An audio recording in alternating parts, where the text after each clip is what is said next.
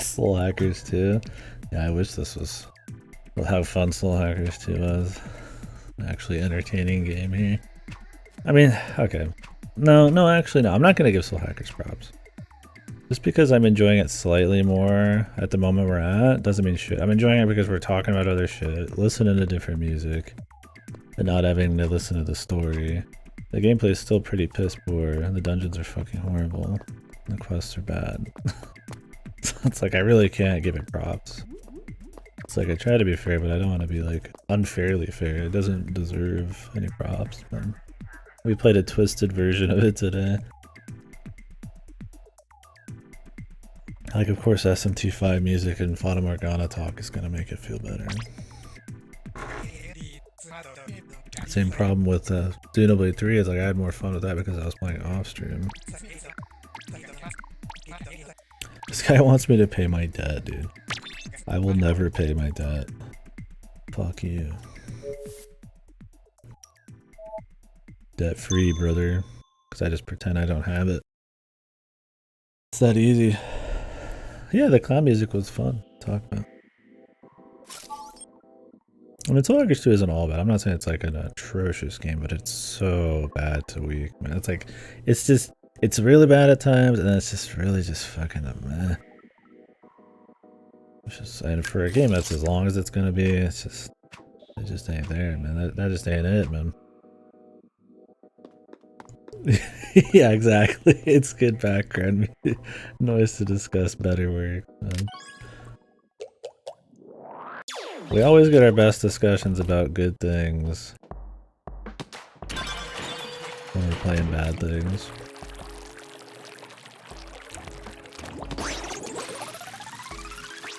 It's simple.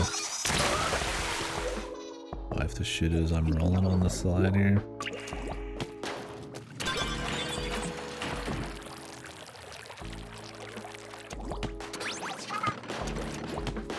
What the?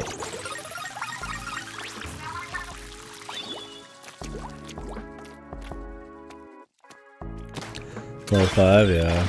I've never rated anything other than VNs on like a scale. But yeah, it's that range I would say if I had to.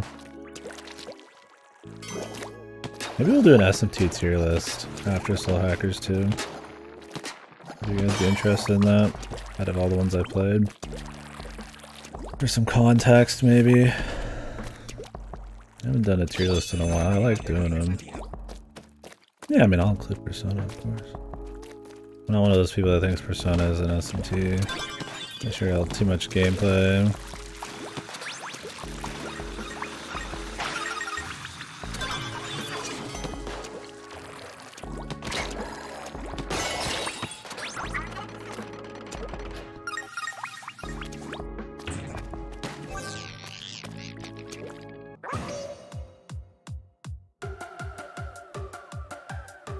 Oh, okay. So you're saying do like the pure SMTs and spin-offs and then slap in the Personas like afterwards? Save them? We could do that. We'll just do it live and stuff. So we'll do it after Soul Hackers too.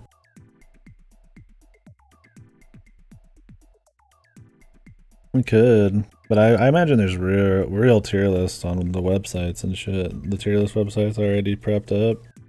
I could just do that. I mean, I could do my own, I suppose, because I would add to it later. I do, but there's a lot of SMT and I still have a lot to play. Yeah, I guess we could. We'll see.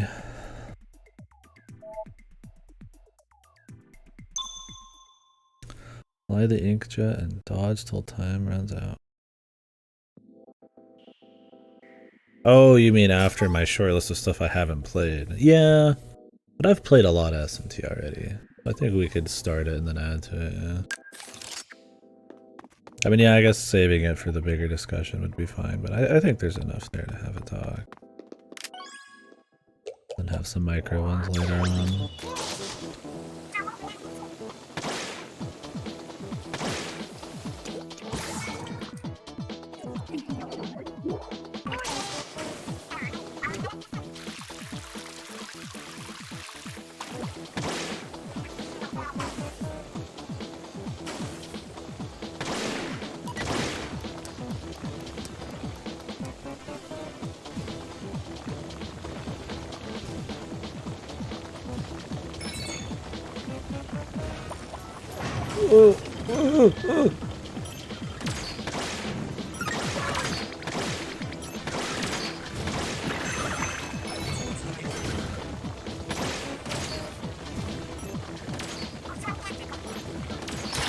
Whee!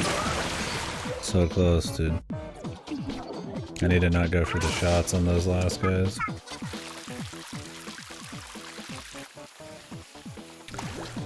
The only person who's played it, dude. Will Goto play it first, or is it gonna be me? Goto, did you even plan on playing it, or were you just gonna watch me? I don't remember.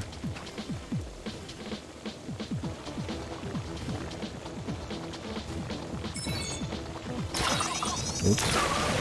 I'll watch it. Oh, okay. Uh-oh. They're dead, Goto. They took it for themselves. They liked it so much. All relied on my play. How long did it take you again? Like 10 hours? It was way longer than I thought. I remember.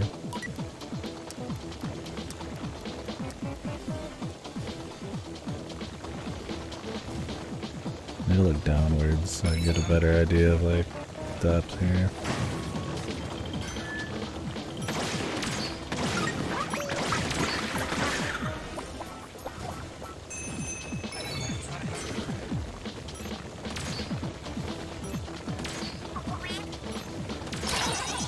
Jesus.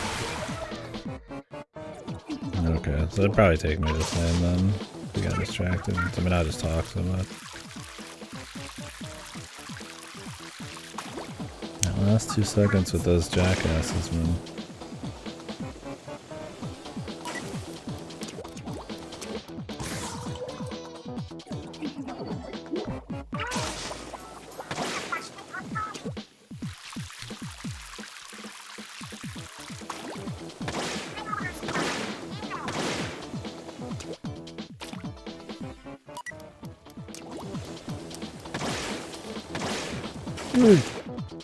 You could probably choose this, really. I don't know how long you can sit on a wall.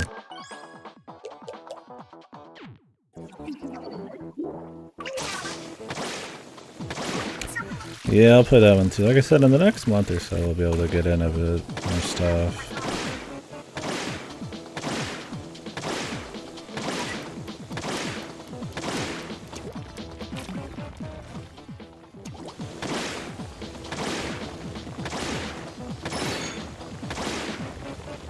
These guys are gonna make it hard.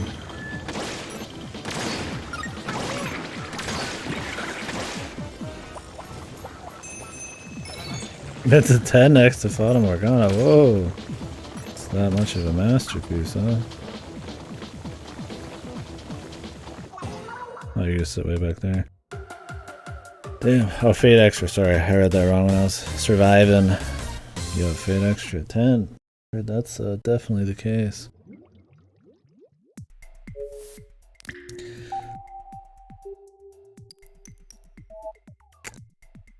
That could be me, yeah. I love that. Fate Extras on VNDB? Isn't that like mostly gameplay? Or like a very large chunk is gameplay? Why? Why is that on there?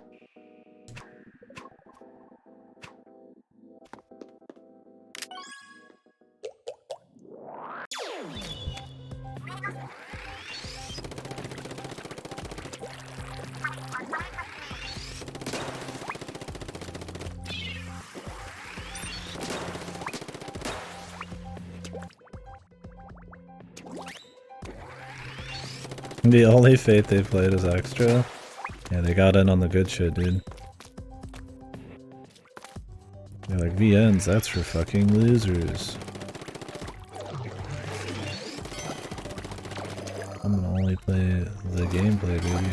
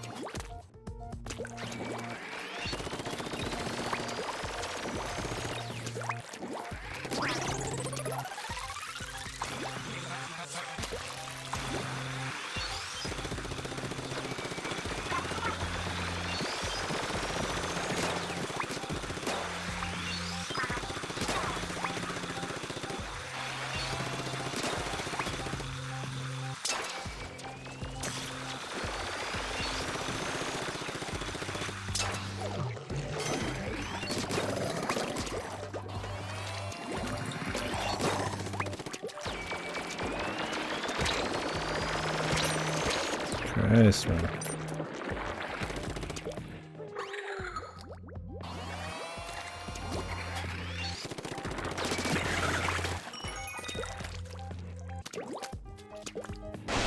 Maybe he likes RPS. Rock, paper, scissors? Yeah. Maybe it makes him think of the good old days back with his family or something. Back in the schoolyard.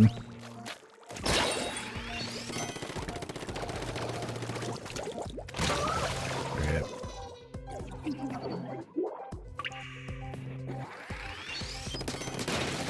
Yeah, I need to look at more. I need to become that dude who does all that on stream too, that'd be funny. I would, I totally wouldn't mind, but I'm gonna be like public enemy #1 or something, get banned or something. All I do is just shit on people's opinions on their VNTV or something.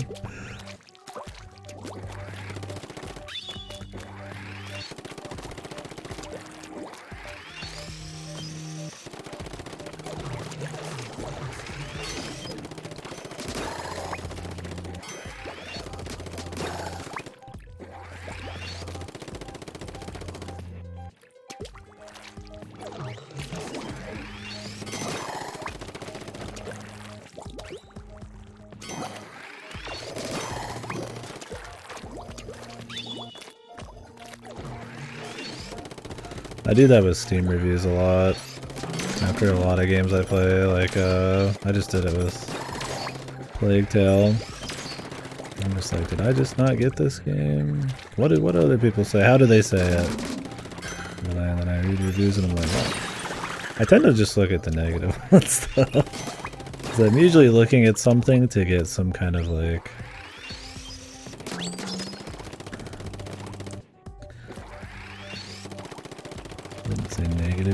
like reinforcement or something, but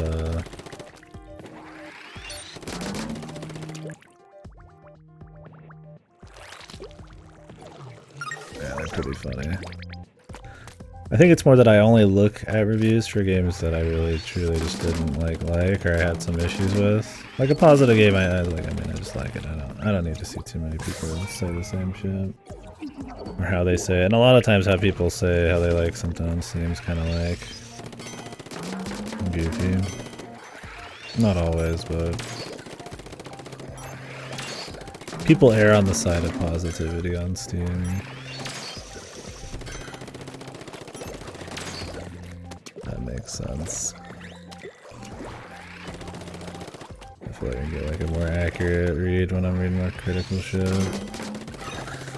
Even if it's bullshit. There's a lot of negative ones I'm just like, this is the dumbest thing I've ever read.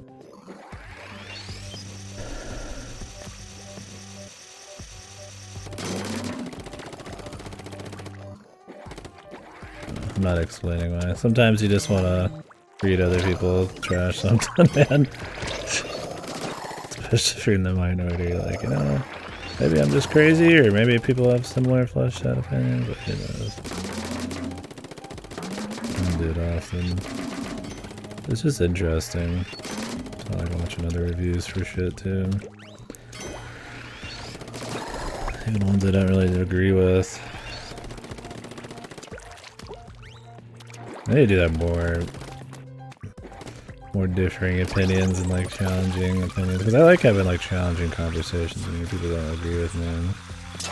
If they're like fleshed out, but I need to do that with reviews more. This is pretty long, dude. I think it's just the nature of it. It's just kind of long.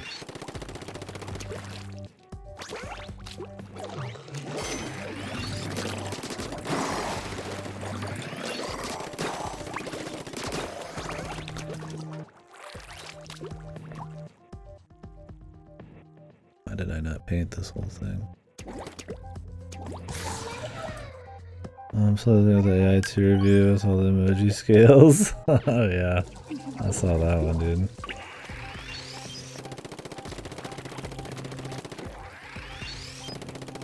Yeah, I guess if I wanted to really be like anti-something, I would like just watch the fucking or read more of the positive ones and just be like, what the fuck? Which I do sometimes. Many a time have I linked a bunch of random reviews to fucking go to and just be like, what in the sweet shit, dude.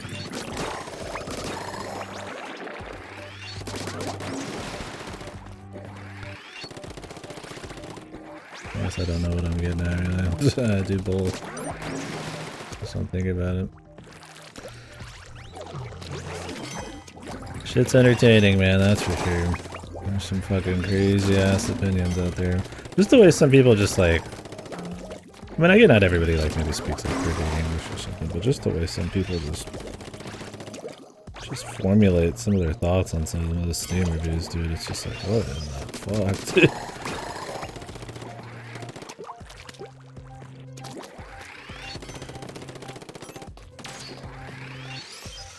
90% board games.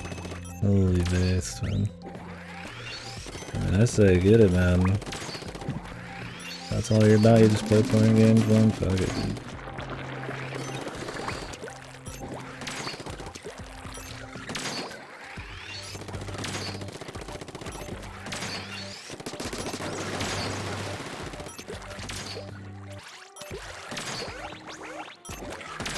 Do I really want your opinion on AI too? If like all you play is porn? Probably not, but whatever, man. Personal level, go for it. No, I think it is. And I mean, everybody I think would agree with that. You're kidding yourself. You're fucking joking if you think you're like that pure. That you don't get a little bit of schadenfreude or, you know, a little bit of fucking like, oh man. You know, this opinion. Ooh. Totally, man. I mean, it's good to not be like a total fucking psycho about that kind of shit, but absolutely. Yeah. And I mean, I think it's good to get a good sense of like other people's opinions and how they state it.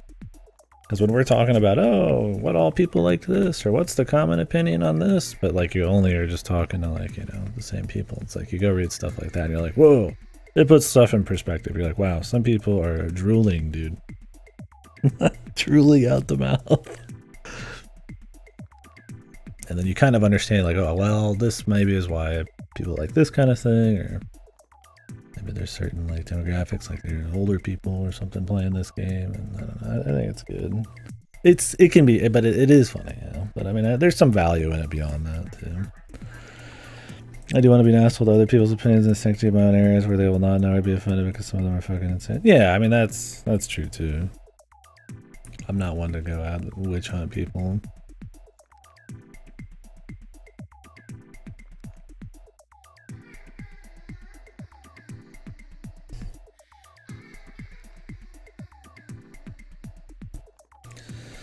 At the end of the day, I can publicly be like, yeah, I do not agree at all, but I always say, I respect and want to support people's right to have their opinions. But I want to also be able to totally disagree with them. Yeah, that's the thing too. I mean, that's like with AI too. It's like, I mean, you know, we've talked about that. It's like, I don't know how you could like some of these things unless it's just like very novel, right? And so it's interesting seeing people's opinions where something like that's super novel. The novelty. How they think about it differently. Which is totally valid. I mean, it's not like wrong. I mean, any opinion's valid, I guess. I mean, depends. I mean, if you like played a game and you just cheated the whole way, you're not really, that's not a valid opinion. I mean, it's a valid opinion if you just want to talk to somebody who's can talk about like the experience of just cheating through the whole game, but like, you know, in the grand scheme of things, that's not really valuable. The greater discussion, or the more common discussion.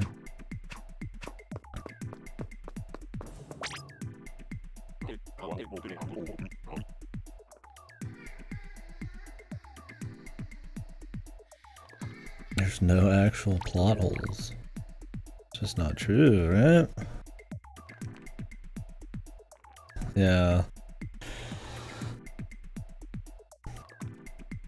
I mean, that's one of the reasons I'm always so critical of shit. It's like, I just want better stuff. I always want better stuff. I mean, I enjoy most of what we play in some capacity. I don't think it's like ultra high standards, but like, I mean, if you just put up with dog shit, that's what you're gonna get. And, you know, AAA and stuff is more than willing to give it to you, man, at a premium. I think it's totally fine to enjoy everything, but I think trying to be critical or hard on some of these things is totally something that should be done to an extent. I don't think people should be afraid of being critical of stuff. How you get better things.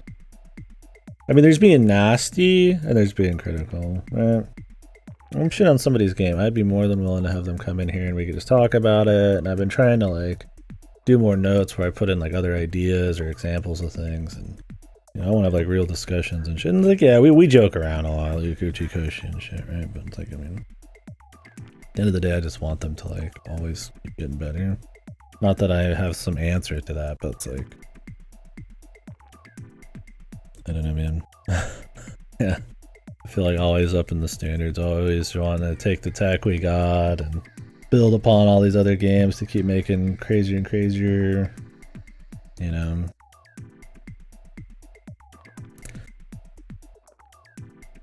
More creative things, man. Pushing the boundaries of human imagination and art and all that kind of shit, right? Man.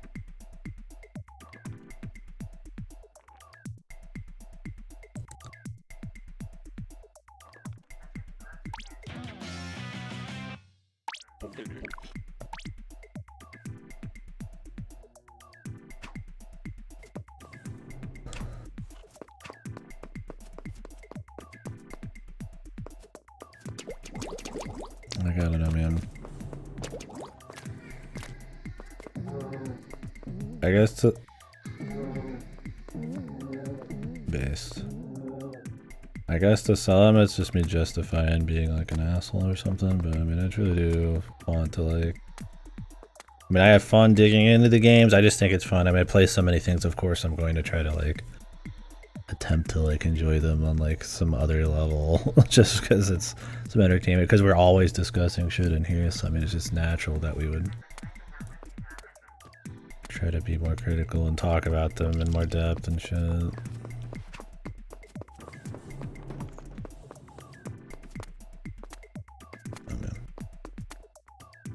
I think if everybody was more critical of stuff and not like just negative Nancy's or anything, I mean, we'd have better games, right?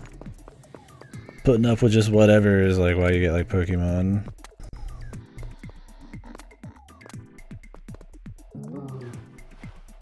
I guess the difference is like I'm fine with anybody enjoying Pokemon. I think at the end of the day your individual happiness and whatever is what matters the most. But I think it's worth attempting to be, you know, having maybe some standards here and there and be critical of shit, but oh well. Match the shape. If that makes sense. Maybe I'm just sounding like an asshole. That's something I thought about and wrote down a bunch of shit on when I was playing Xenoblade. But not something I've just put into words. I've been trying to like put together a bunch of like guidelines for discussion and critique and shit that isn't like pretentious babble. It's something that's, while fun for us to mess around with, also something that maybe would be like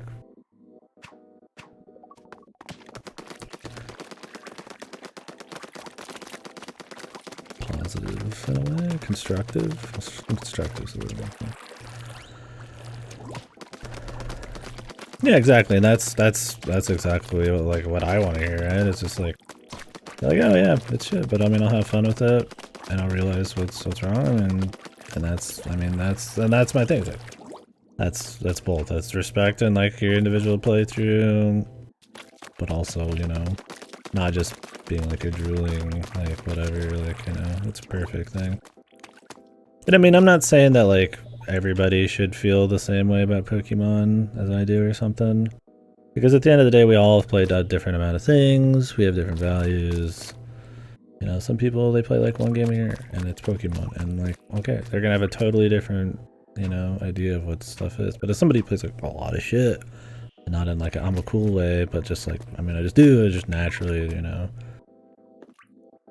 maybe have like a different view on the medium and where things stand in terms of quality, and I like to think that that kind of opinion maybe has some value.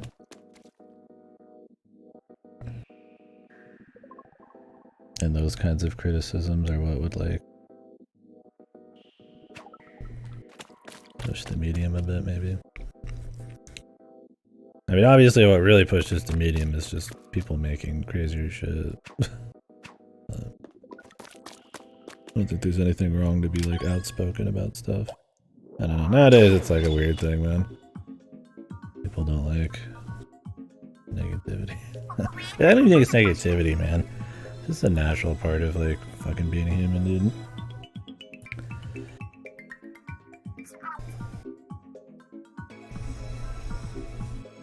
Criticism and just being like an asshole are different things.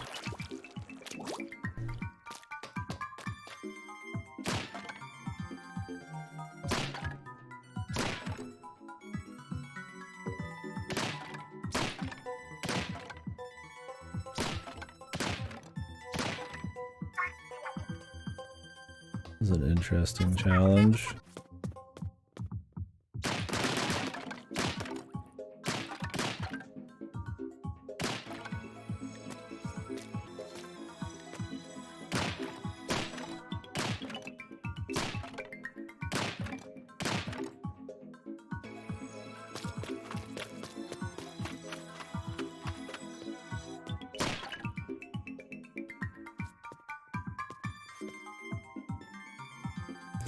Yeah, that's why I always try to walk it back a bit. Because sometimes, yeah, we're just hating on shit for fun. I mean, some of the VNs, it's just, I mean, we're just getting a gag out of it. But there's one thing, like, getting a gag out of something, and then truly, like, that's all you're doing. Like, that's all you care about. Like, we'll be joking about a Nichikoshi thing, or, you know, some other person's, like, work or something. But at the end of the day, there's, like, my actual, like, honest critique and how I think you should be, and then just like, hey, we're having a little fun, right? It's like a joke at somebody's kind of expense, but like if I'm poking fun at Godo or something, it's like that's not really like how we go for it. Like going into something just purely to hate it from ground up, just to get a laugh out of it, like that's the fucking, like that's everything the content's about. It's like, yeah, we get close to that sometimes, but like I always try to walk it back a bit. Like even with Soul Hackers, I'm like, you know, it's like I'm going in with a bias. I realize that. I'm going to try to look at it more objectively. I'm going to try to find real reasons I feel some way, and not just because I'm being negative, and then try to see like bright sides and shit. It's like I feel like making that attempt is like everything, and not just in like a safe face kind of way. I mean, stuff like Punchline, like yeah, we're going obviously it's a joke, and it's like, well, yeah, I'll admit it, but try to actually give it a real shot when we go through it, right? Like I want to actually, like we go in under negative pretenses, but it's like I want it to be good, and it's like I want to like go in with that thought process. This whole character arc, and it's funny, yeah. I mean that's the thing is we've given that guy like every shot, and we've and like David Cage and shit, you know. I don't know. I guess it's for me. It's like I'm willing to have my mind changed. I'm willing to be surprised. I want things at the end of the day to always be good. Like if AI2 was really good, I wouldn't be like, oh, that sucks. I was hoping it was going to be really bad. Like, and I feel like that's important to keep your head centered, man. Because it's easy to probably just get lost in like the fun of, if you want to call it that, of just like trash and shit. And I feel like sometimes maybe people get that like impression from maybe even just like me or something. Like that's it. Like it's just about the negativity and the fun of it.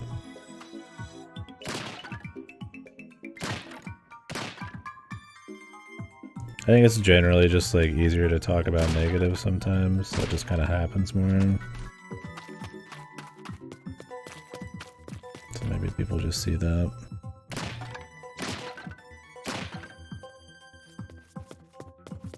Who knows? I mean, I don't really care what people think on that front, but I just want to have well-formed opinions with real reasons and examples and thoughts and stuff, and not just being a whack pack just for the sake of it.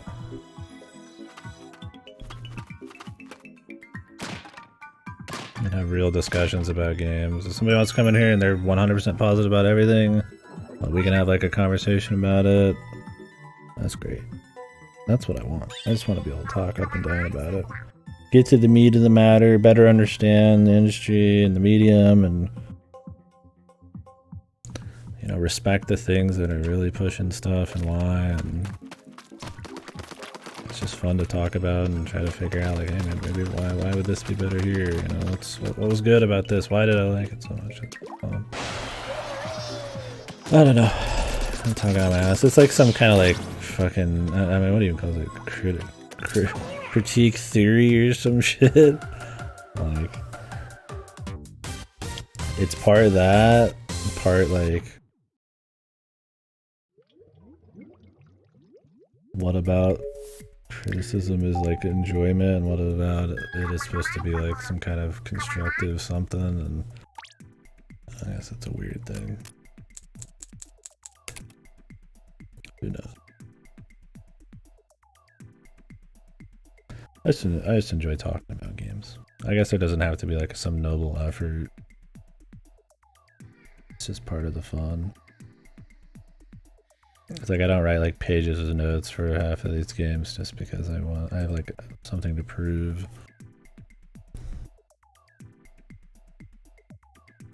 I just think it's really interesting.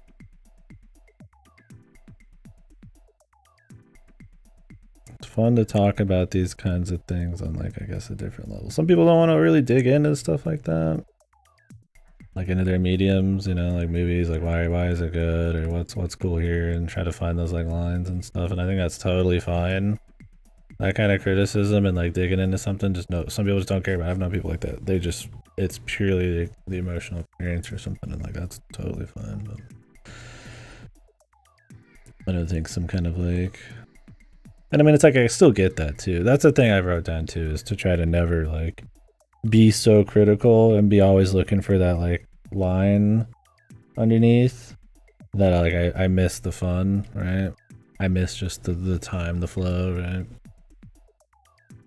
Because there's times where you get into like that, like, oh, I'm being negative, or oh, I'm being critical, and then you kind of just kind of keep rolling with it, and then I feel like you kind of like decouple yourself from the game. I want to make sure never to do that. Just because he's such a hack in every possible Splatland, yeah. Yeah, I've heard there's a lot of, speaking of David Cage, his next game's having a lot of issues. He got bought by NetEase recently as well, right? The Chinese company. I think their Star Wars game isn't even scheduled to come out till 2027 at this rate. He had a bunch of drama recently with their management and stuff and workplace environment, so. We're not gonna get some Cage Kino for a while.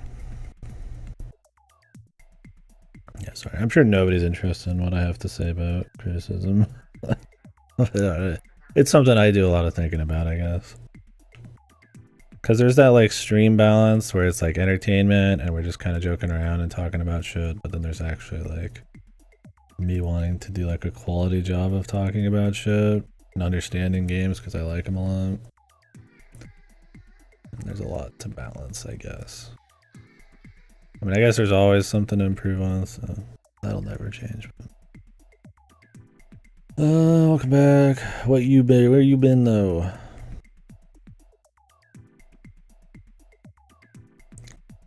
Cuddlefish is getting better at typing, dude.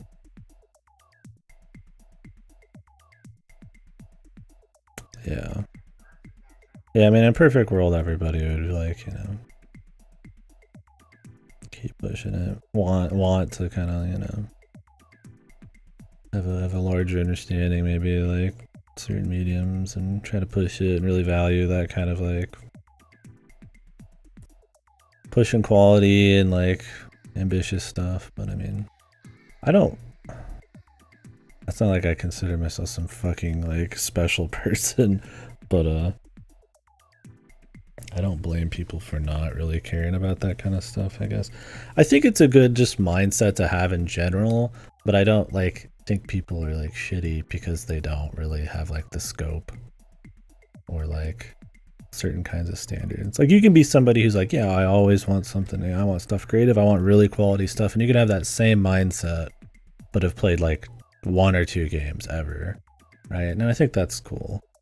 I think it's the people who are just like, everything's good ever, and you should never be even critical of anything because somebody worked on them. And it's like there's a difference between respecting effort, respecting the intent, and then like actually talking about the work. If everything was good, we would. If everybody said everything was good, we'd still be fucking playing probably fucking sticks and stones, dude. Well, that's not true, but like we'd all just be drawing stick figures, like whatever, dude. Like instead of like fucking Mona Lisa or something. It's just like it does matter, like so objective quality, or at least like some kind of fucking social perception of like at the time of what we think is quality. Because I mean with video games and stuff there's objective quality, but I mean most of it's subjective, and that changes in decades, right? What people want, and it's personal, but like still there's some kind of something there, right? Yeah, exactly. Like ZTD is just bad. I mean this is bad. I'm glad somebody had some enjoyment. I talked about this with Godo about something earlier. It's like awesome. I wish I could for every game just get extremely invested and just think everything's the best thing ever. I mean that'd be awesome, right? I mean that's cool. I mean even if you're kind of just being ignorant about it, like hey, you know that's neat. I'm glad on a personal level you're always having the most fun, baby. Them chemicals are all cranked up to 10. You're having a good time. I mean maybe there's an issue with too much, but yeah. But on like a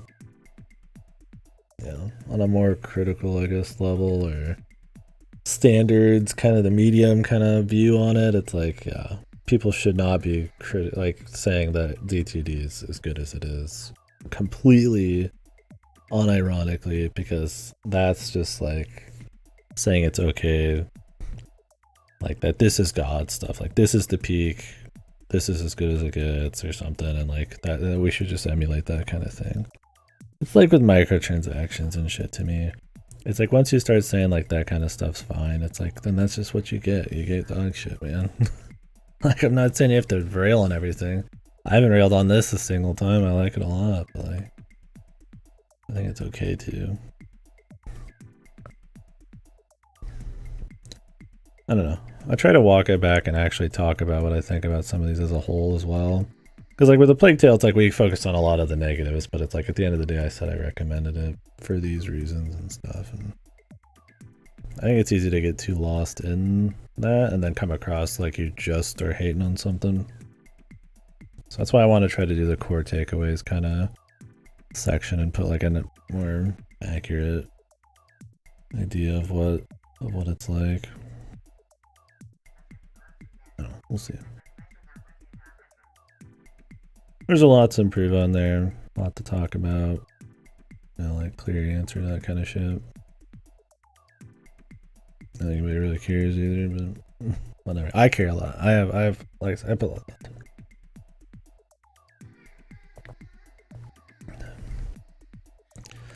Like to try to keep improving on all that. I don't want to just like lazily critique shit or talk about stuff. I want to start making sure I'm doing things in like more objectively better ways. I guess critique can be hard on myself.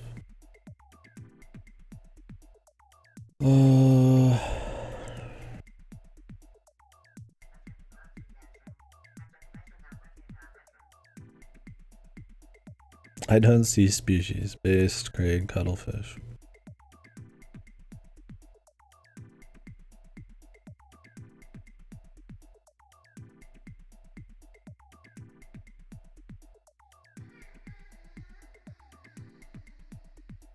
With the jokes and stuff.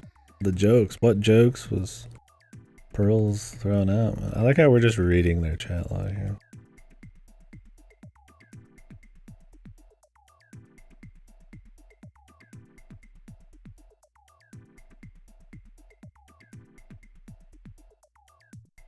The incantation. The Octarian Society.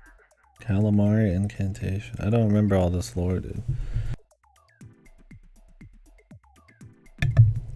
Yeah, no, I think part of it's just these nowadays too.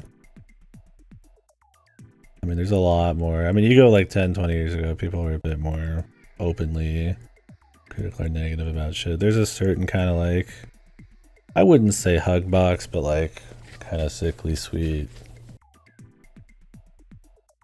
toxic positivity in a way sometimes nowadays. So I think there's this kind of like feel where you're like, ah, maybe I'm an asshole, but I don't think that's really the case.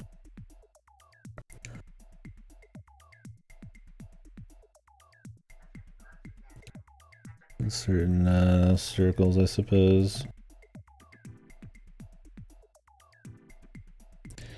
So there's like people like negative about always wanting things to be positive. It's weird.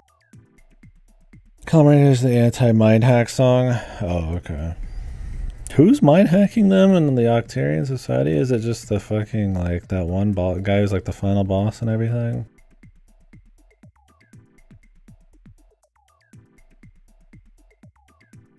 Damn, he's hardcore, dude.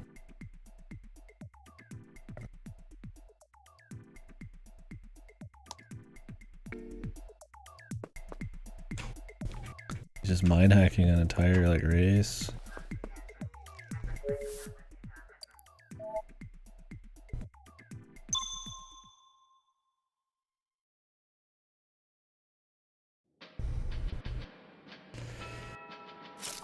Can somebody stream fucking Indigo Prophecy for the first time, please?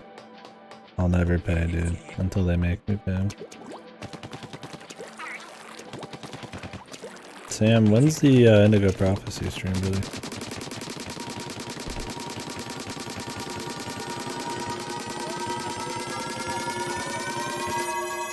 You seen it? It's faster still here. Anybody who's like streamed still here? Who hasn't played Indigo Prophecy?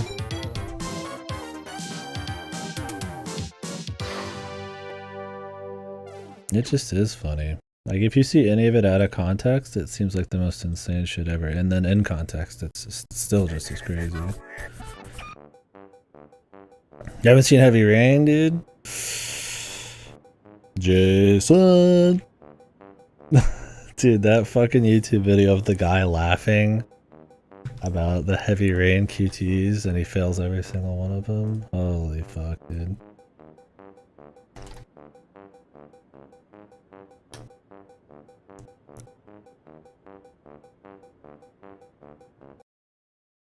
Yeah, you gotta get you some Heavy Rain. You like mystery VNs and shit, dude. Heavy Rain is the David Cage mystery VN.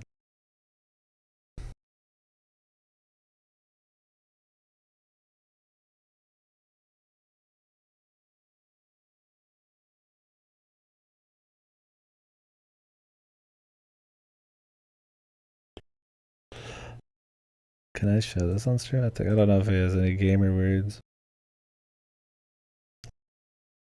I don't want to spoil it, but I'm gonna play it anyways.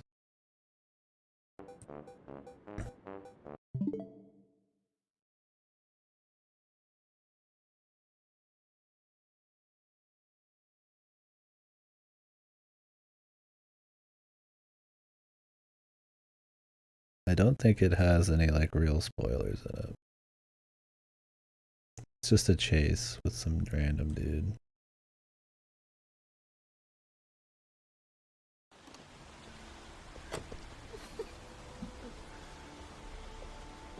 Miroslav Korda? Yeah? Lieutenant Carter Blake, I'd like to ask you some questions.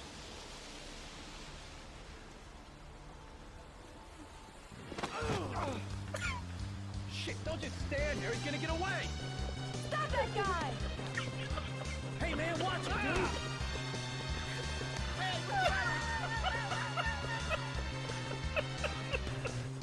I want to do a playthrough of this game missing every QT.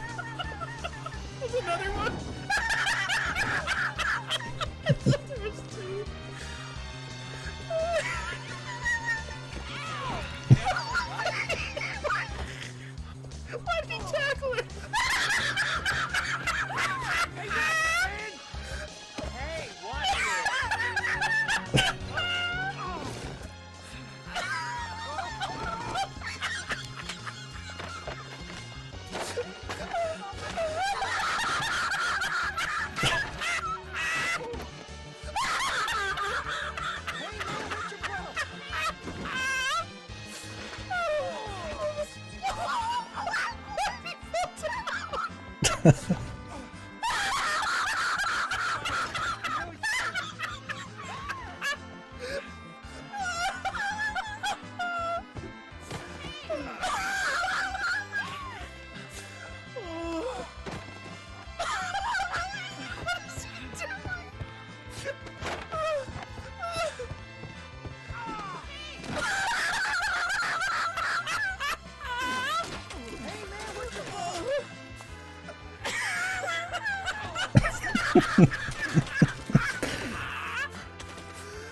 my god, this is...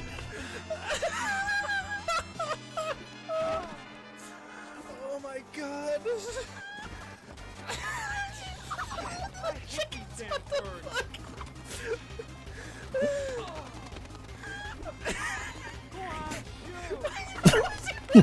The fucking GoPro, dude.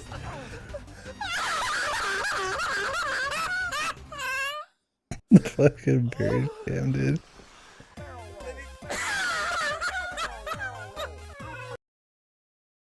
Nah, dude. Fucking Heavy Rain is amazing. You want something with some fucking legit plot holes? Holy.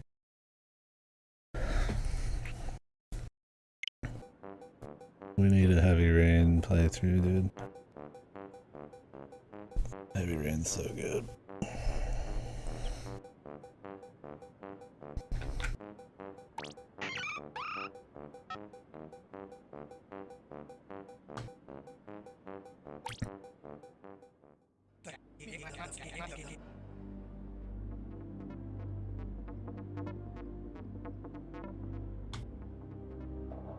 Oh yeah, that was clown music. Was this the tuba or whatever?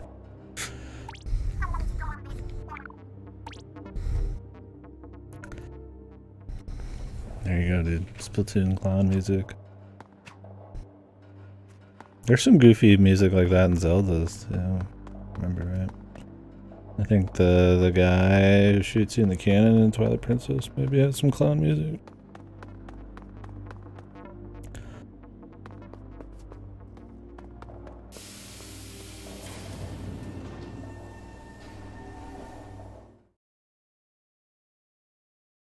Yeah, I haven't played Omicron yet.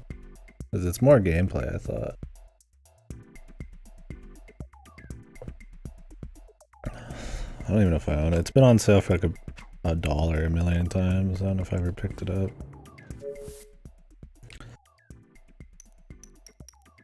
Yeah, I should do it for Bowie. You're right. Yo, 2000. Rose? That's pretty pricey for how tired I am then.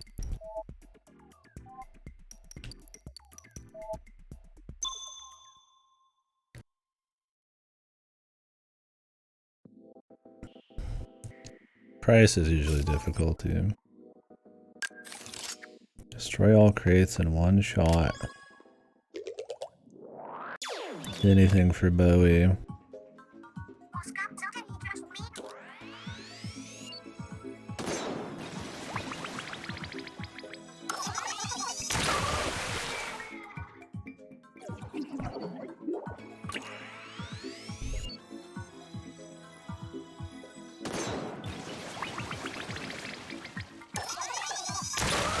It's the magic shot, man.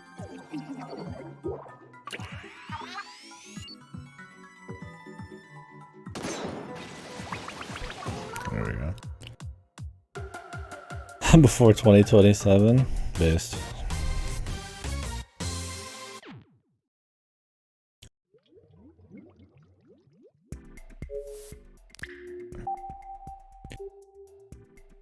As long as you play it, what more can we ask? It's very, like, it's going for this like dark noir murder mystery, detectives and rain all the time. As I was Heavy Rain, it's just, but it's David Bowie. Like it's just, it's prime for some bullshit.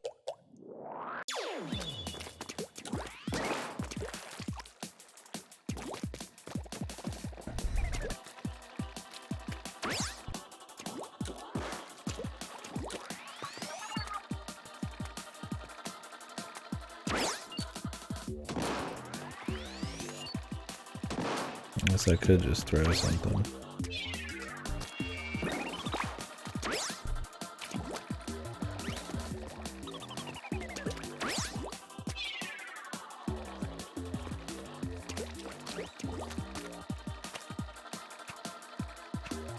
Okay, Beyond Two Souls is one of the most mediocre games ever.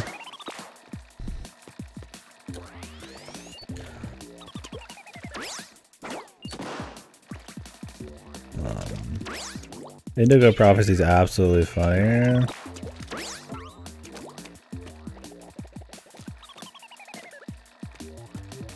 Like, Beyond is just like one of the most boring, just mediocre, just nothing games. But Heavy Rain's like funny bad. I guess it's objectively better too? It's the game that actually gave the dude kind of a career after fucking Indigo Prophecy. Like, Indigo is the king of funny bad with David Cage. But Heavy Rain gets pretty fucking close. Nah, it doesn't get close, I guess. Indigo's insane, right? But out of all of his stuff, I would say it's the closest thing you're gonna get to Indigo Prophecy.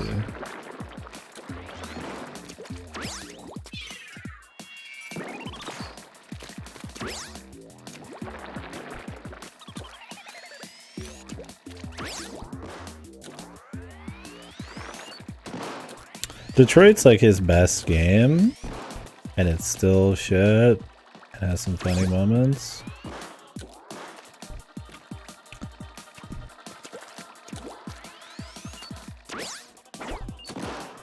Yeah, Indigo Prophecy is his like worst that I know of, and the most funny bad.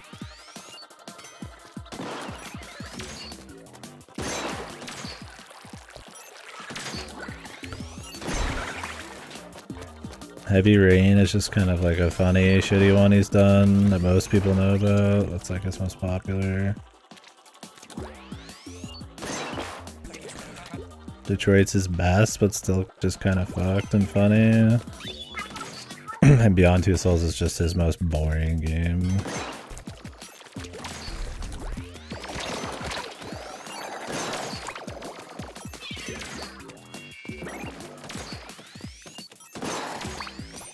Says.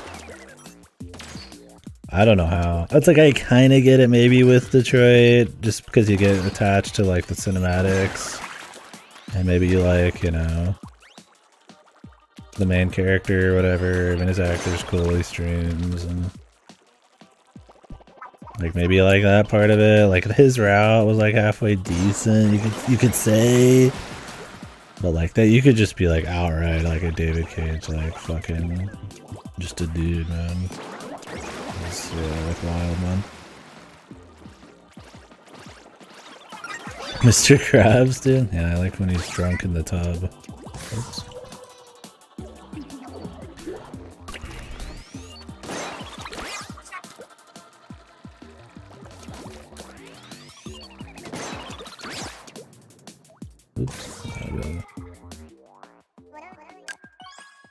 Oh, really? I never got to see that. Yeah, not surprised there. I don't know how David Cage has this big a career. I don't know how big it is right now, but I mean, the scale of his games keeps getting bigger than the budget does. Somebody must think it's great. I mean, I guess he's one of the few people that actually does, like, really long, big budget branching stories. And that doesn't mean much when they're as bad as they are, but I mean, it's technically true. Maybe there's something there, right? I mean, they sell. I guess that's what it is. They sell, man. There's like a standards problem, I guess. Oh, I think I'm supposed to throw it on this.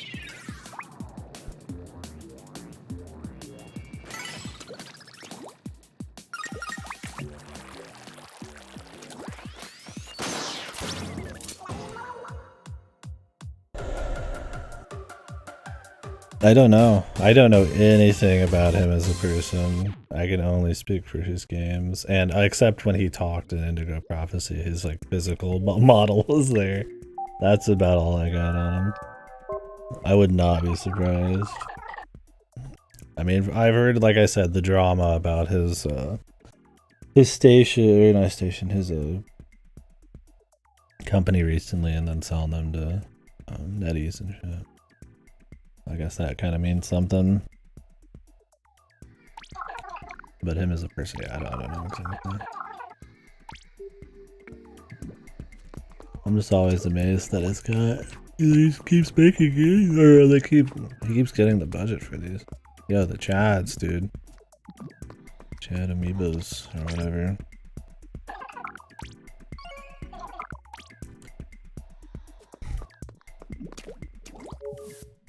One sec, I need to open the door. It's really hot.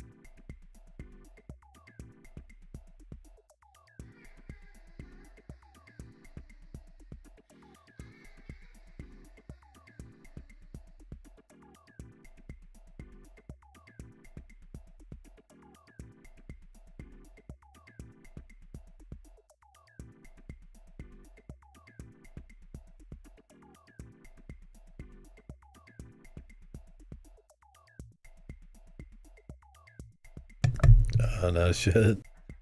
Fucking hell. Absolute maniac.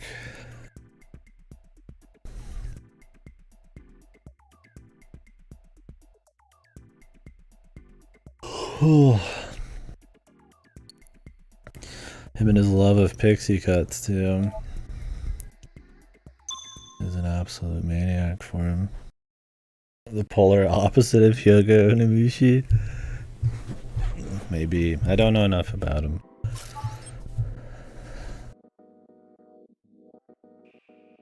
I try not to speak too much on...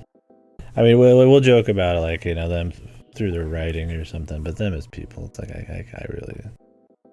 I couldn't say. I don't have enough info on that, but... Jokes, yeah, I mean, fucking hell, I don't know, dude. Hyogo Nobushi's hard to top.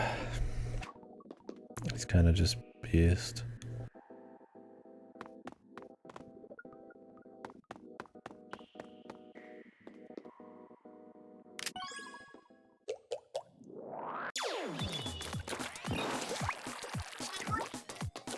Add the propeller lifts.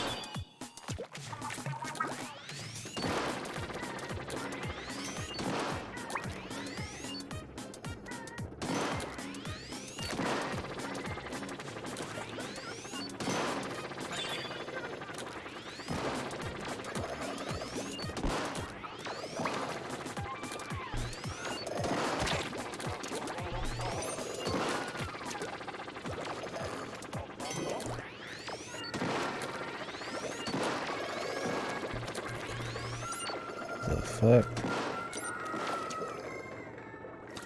Can I just jump over there?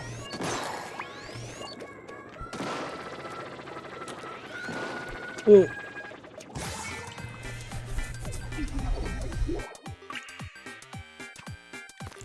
I just like how much Hyogo gives a shit about his, like, his works, man. And how much he seems to support his fan base. Oh, there's that thing. The arrow pointed at it, but I kind of missed it. I guess I don't really know the guy. I mean, as much as you can really know any developer, right, without actually talking to him. I'm talking! Of course I'm not. Dodo's keeping me against my will awake. I'm tired. I'm being forced to play.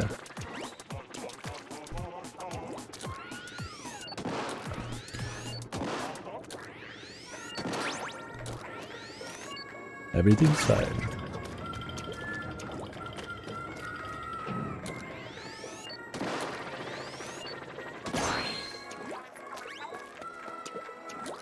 What did they say in El Shaddai? Something, something, everything's fine.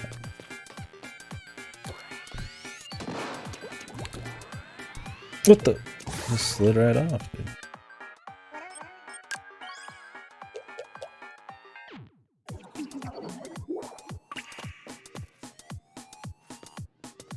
Yeah, pretty much.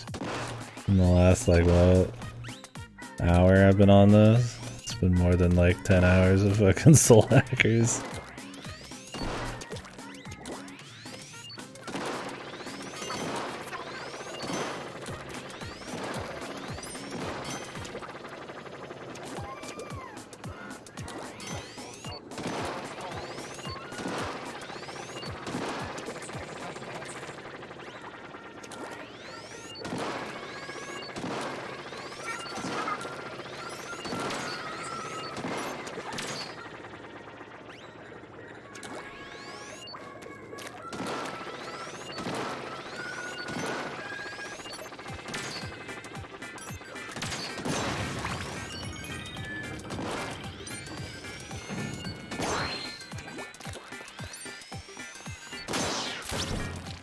There we go. I'm okay. I'm okay.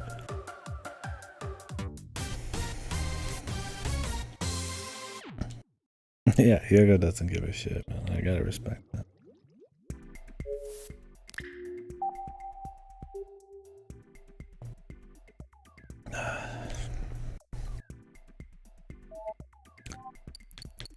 Alright. These are 1,000. 500. Could do this 500. Unlock more railroads. See how much we got left. Subways. Fly to the goal.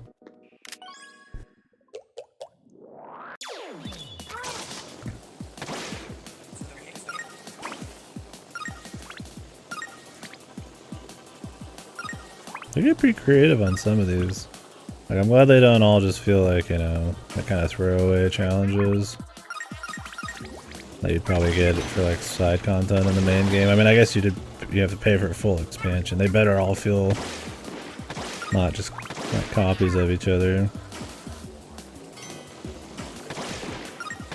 Like maybe they'll use some of the same mechanics, but they still feel pretty distinct.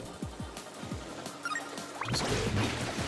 I definitely don't like, oh, here's the number 15 of like the exact same one we just did, but slightly harder.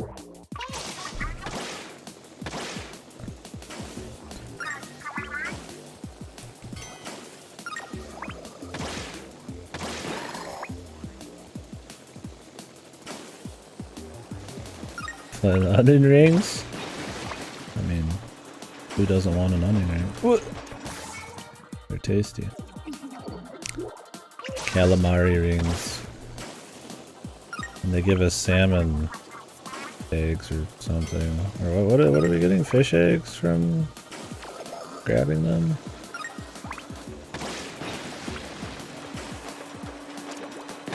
How do I make this jump? Is there some other fucking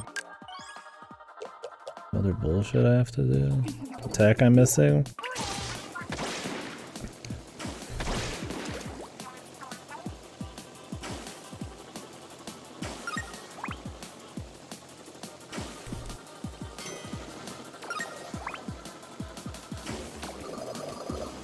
I am reading, I'm using the tricks, man.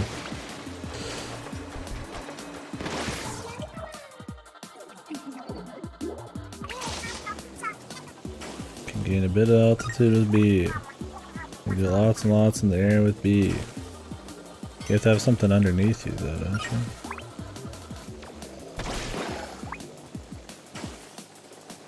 I think it's just really tight.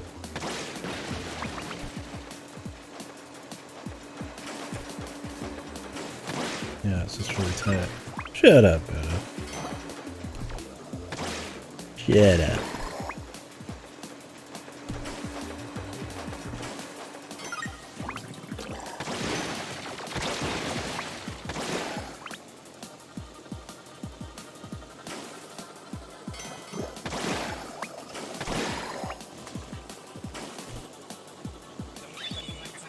Yeah, you missed out on all this cool dialogue.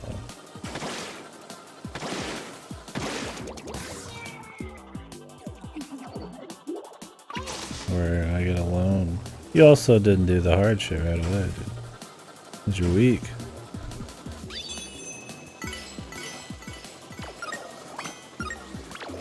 Shit's expensive.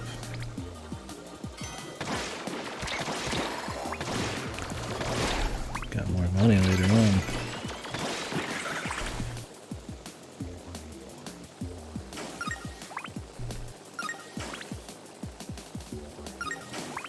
How about that?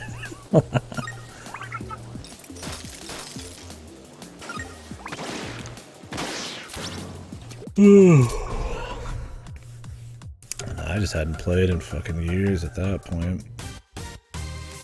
We're getting pretty warmed up though. Hopefully I'll be back up to snuff for Salmon Run, man, in Splatoon 3. I don't want to be the odd man out on that one, dude. I want to be doing good. Cause that shit's fun. But I bet it's gonna be super hard.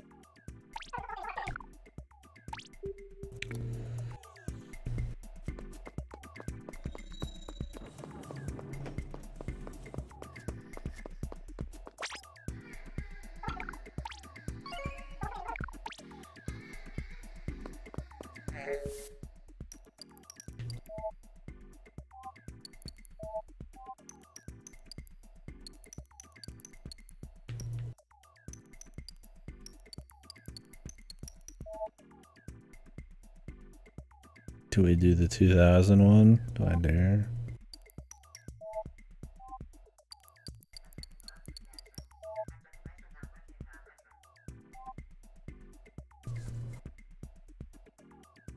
That's the serious business.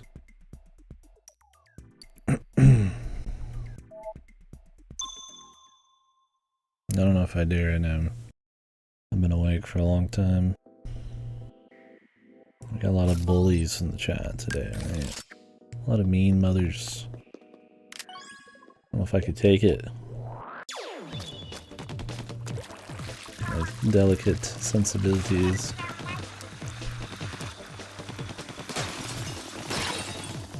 Wait. It's every day. Oh god. Everybody's a bully. Yeah, Sam doesn't bully me. Yeah. Sam hasn't been around long enough to taste the forbidden fruit. Or bullied him. He hasn't become a Higurashi bully, dude.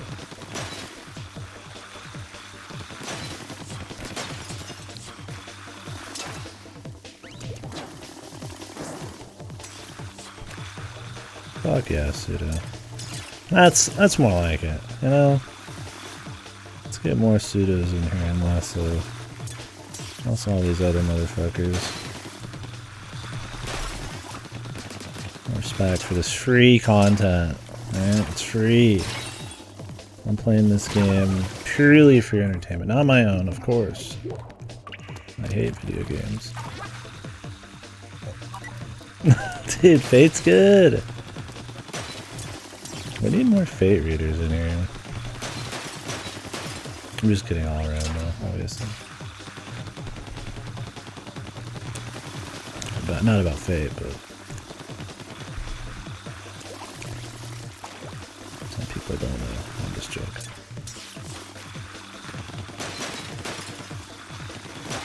And I do think Goto's an asshole.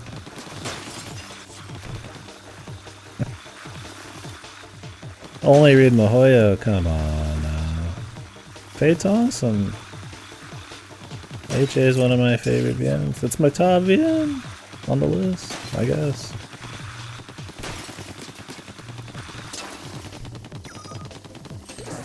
God, getting those last few is a bitch, man. And this timer.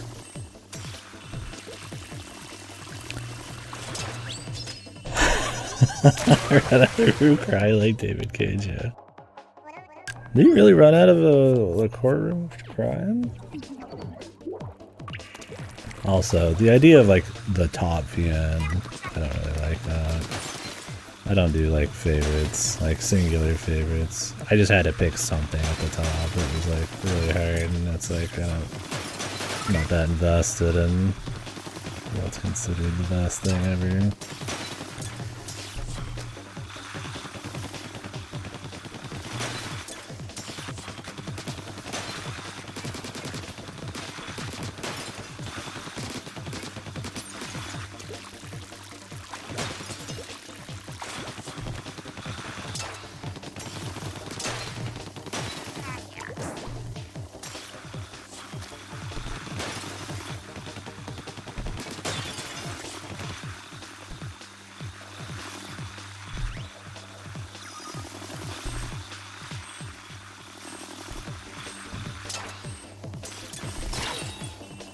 Really, dude?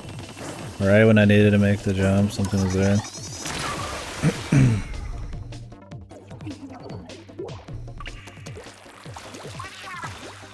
Need to get my aim back up to snuff, man.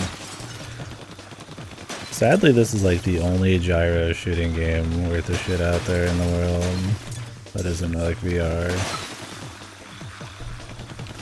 So you don't really get a lot of practice, man. If you could, if you're out of practice on Splatoon, you're just out of practice on gyro aim.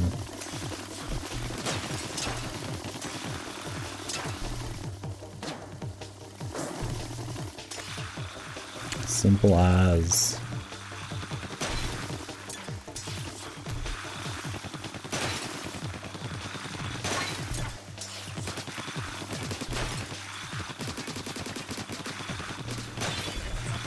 Need to be more active and like actually think about moving. Like I'll resort too much to the stick.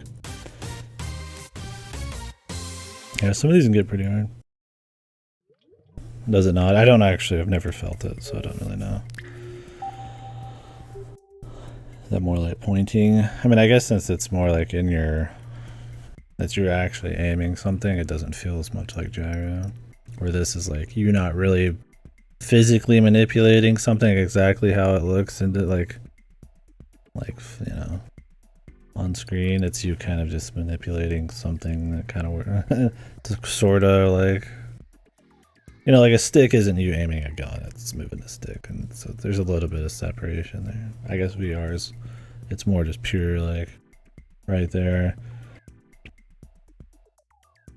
I don't know. It uses gyros, doesn't it? Or does it not? I actually have no idea what we mean. Independent French news outlets, hilarious informs that the quantum CEO behaves strangely in court, even getting emotional about the accusations. Evidence on the accused for a temper tantrum, someone's crying on the stand. Raised his voice to the proceedings and eventually left the room in a huff, claiming that he was ruin his reputation. I mean, I can understand getting a little emotional with like heavy duty situations like that. You're just gonna get like worked up, right? Maybe get teared up, but just acting like a bitch boy up on stage, dude. that's a different story, man. Acting like a straight bitch, man. Throwing a huff and a puff. That's a little different. Yeah, and then crying about your reputation. Yeah, his amazing reputation. I mean, I guess he made a lot of money off of shit, so and has some kind of reputation. Maybe more in a corporate sense. I don't know how his reputation really is as like the common lad. There's use of gyros in VR, but mainly it's done by the tracking of the headset controllers via some kind of camera. Bigger headsets use external cameras. Oh, okay. I guess it's just more accurate. Where gyros are kind of lots of desync and stuff like that maybe affect immersion.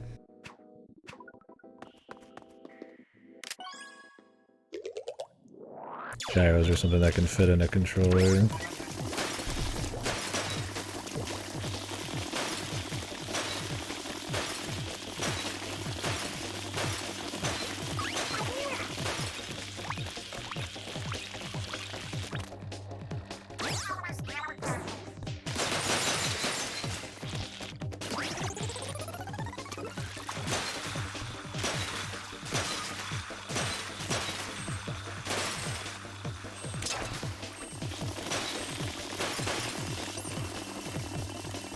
No.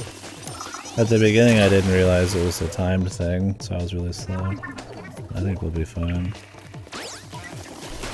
I was like just kind of slapping it around. Forgot how this fucking thing even worked. Should be more optimal here. This one's fun.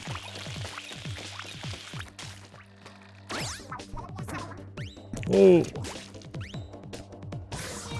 Should be more optimal, but I need to actually hit the jumps. I thought that one was more like automatic. Actually, still need to press the button correctly. I just nailed it the first time and didn't think much of it. It was interesting when you play like, this isn't a good example, but just in some other game, right? Like maybe like a really hard platformer. Sometimes your first attempt would be like your best. Okay, I don't think I could do a second jump. It needs to be like one single thing.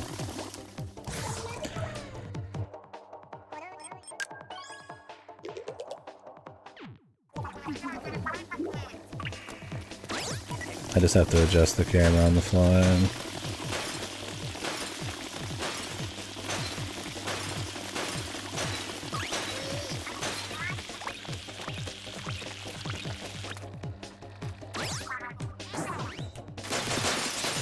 Okay, yeah, that works.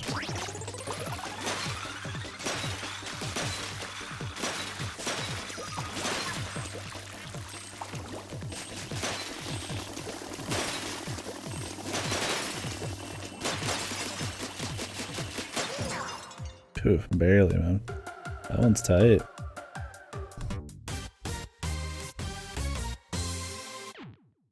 Sweating, absolutely. Ass puckered.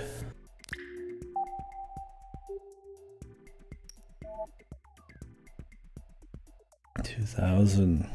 Girl Power Station. I've heard the name of this before. That must mean it's really hard.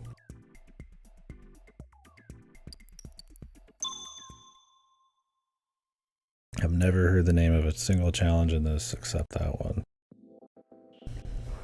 There's Girl Power Station, the filter dude.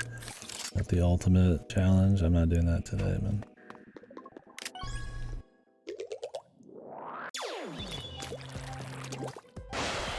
I'm running on pure caffeine.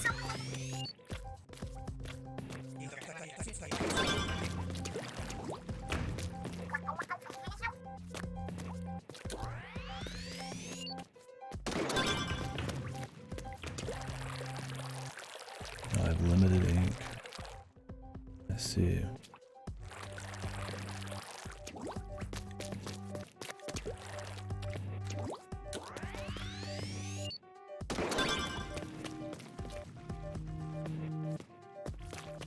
Yeah, I think it's over, bros.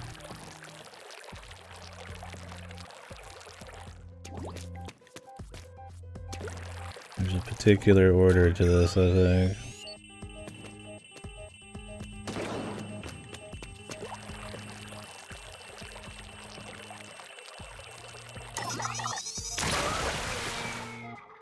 You can get a refill over there, but probably just the one. I don't know how much that gives you, if it's a full refill or just part refill.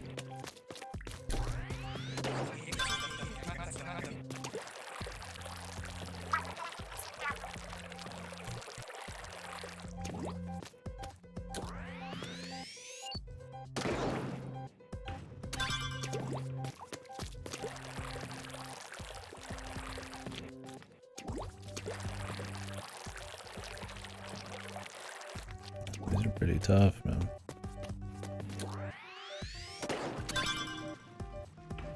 I can bounce it backwards. How much is this refill? Okay, it's like half.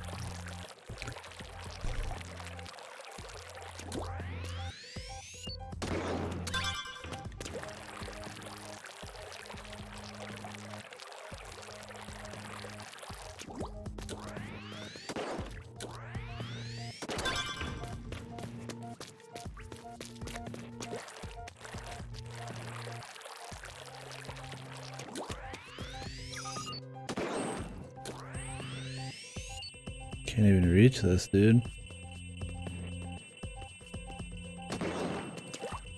I don't know the range of this fucking sniper, man. She could cancel the shot. I don't know if you really can.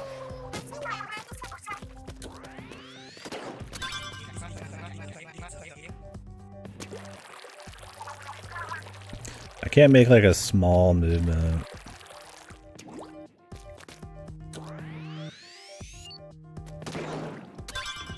Like it has to be like all out.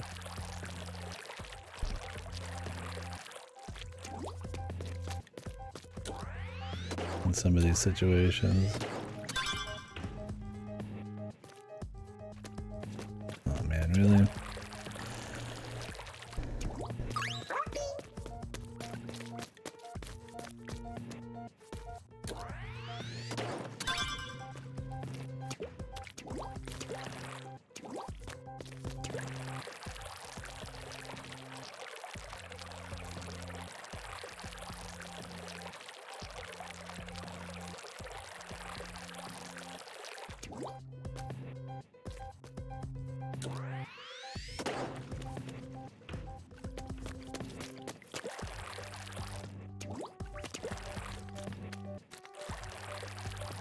If I could actually get like closer and make some shots, man, that'd be one thing, but can't get in there, man. I don't know if you could make the jump down there. If you could, this would be easy. Just fucking baby it in.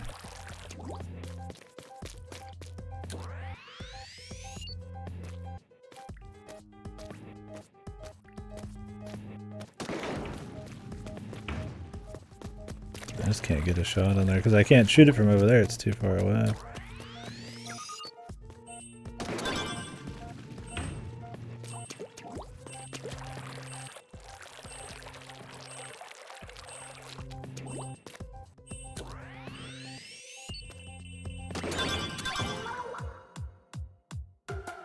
Nice.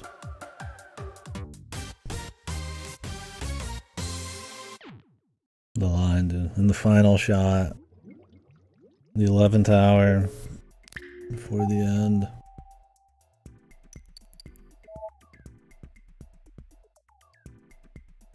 Tres on. Are you allowed to quote? Say it without reading it? Are we allowing that?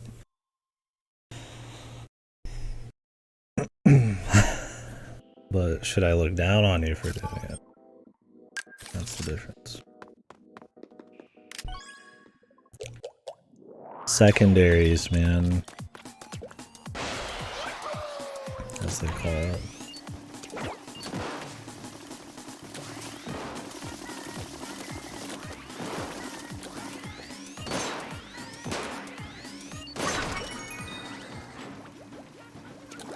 Oh, Sam's message got deleted. I gotta read it. What did it say?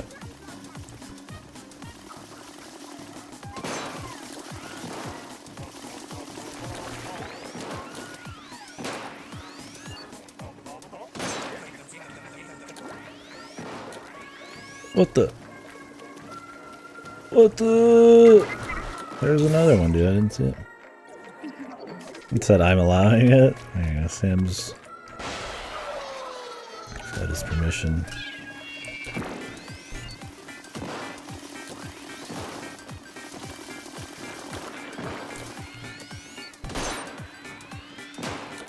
I guess it's fine then.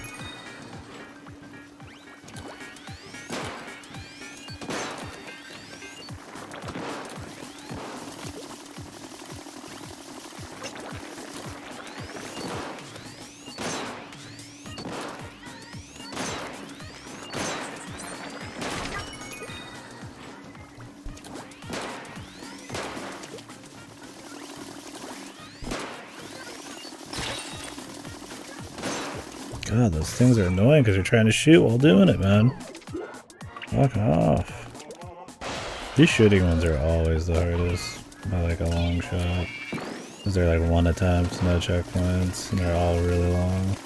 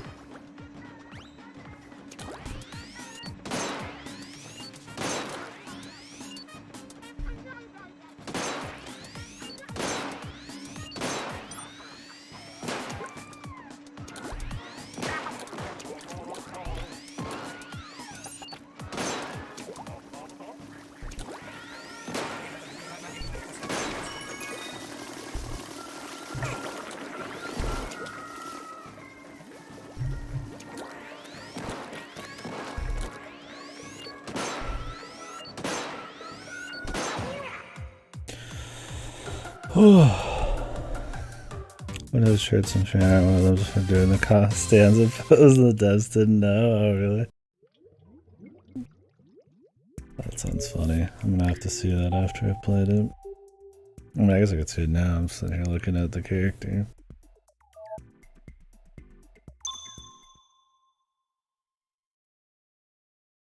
Did they have her in like a batting area and everything, or is it something more like game specific?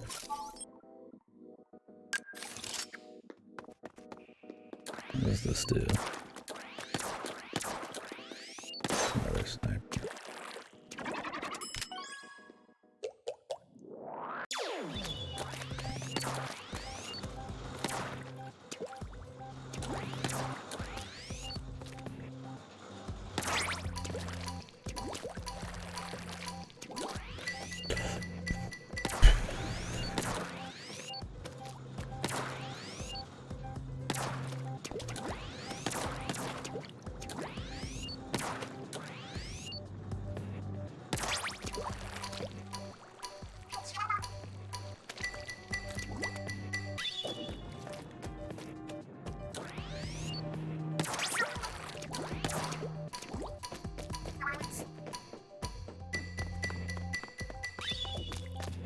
This one's nice and chill. We're getting checkpoints and shit. It's relaxing.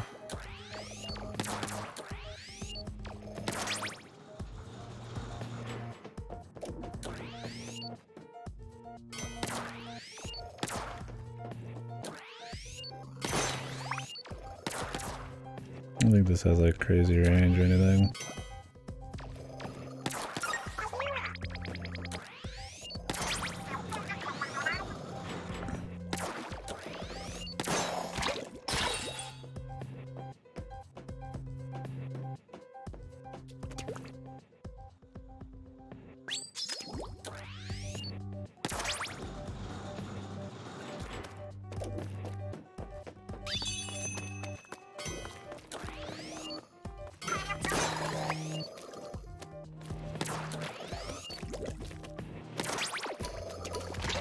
What the? I got shot. In mid squid.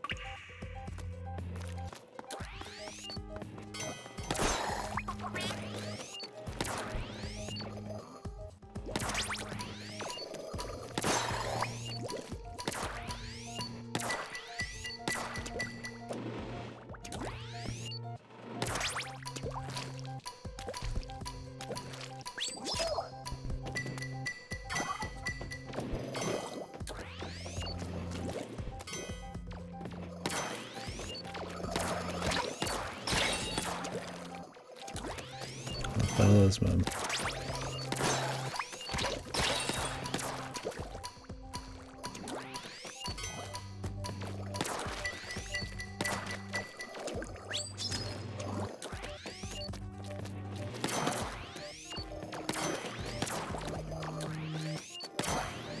I can aim him over here. There we go.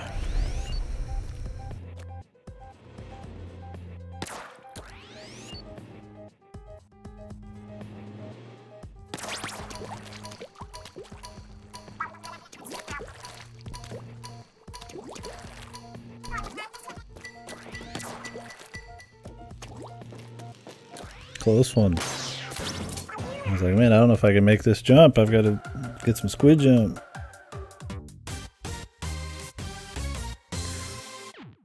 Is that a marina? Charm? What was that? My wife's charm? 3,000. Holy.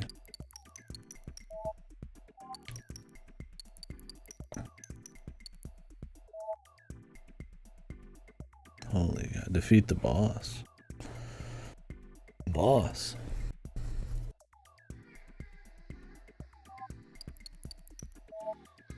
That's expensive.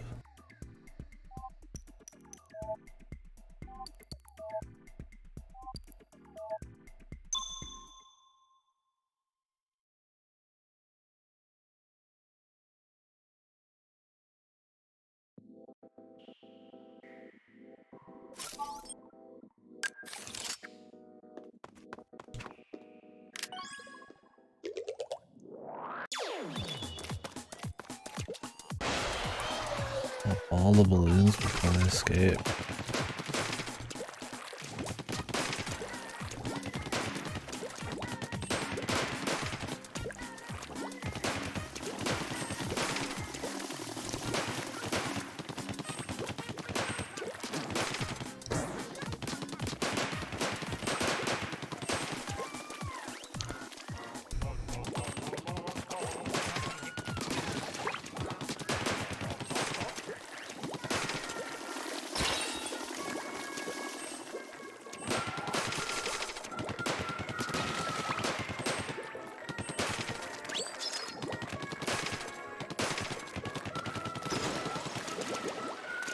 Hello?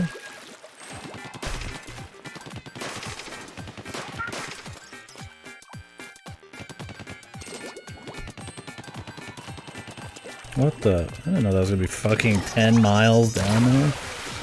Oh, the memorization, man. It was like just fucking off the side randomly. Thought we were rising, man. But we were falling. You went up for like 2 seconds.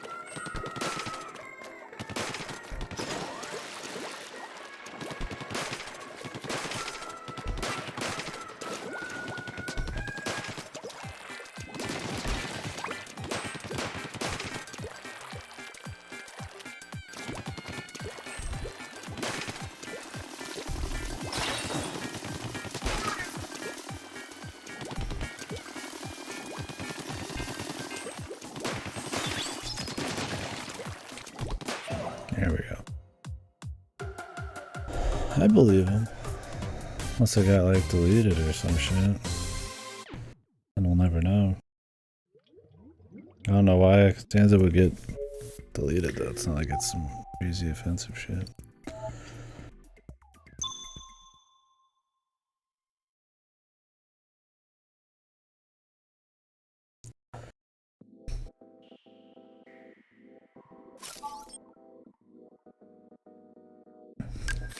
Rapid blaster.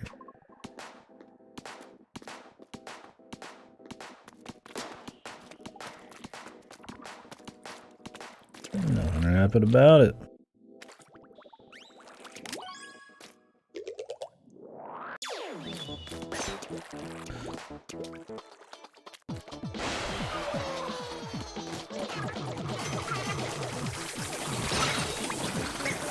What the fuck? What is the goal in this shit? Defeat enemies and get to the goal. Okay. So just survive.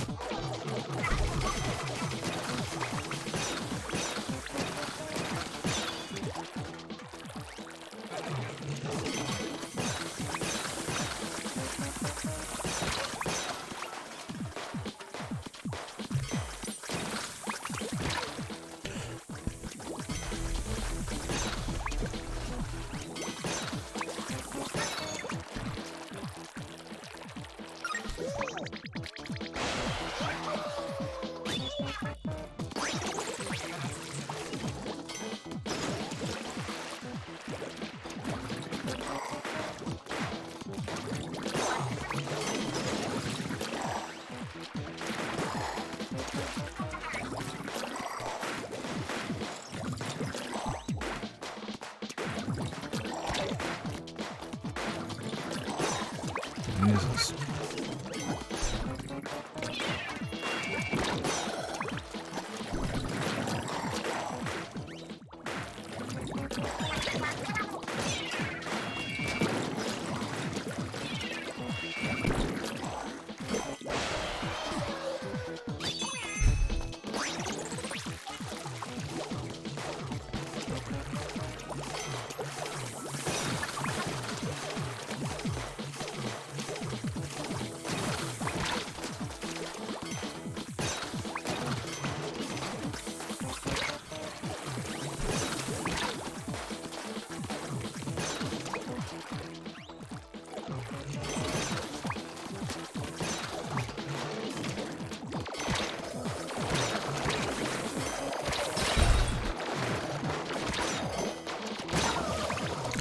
Yeah, I need to get my fucking aim down, man. I'm too used to twin stick and this fucking mouse control. I'm just moving the wrists, man.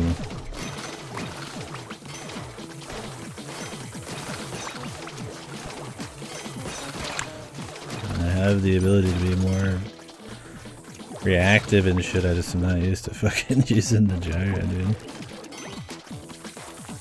It's a good feel when you get used to it.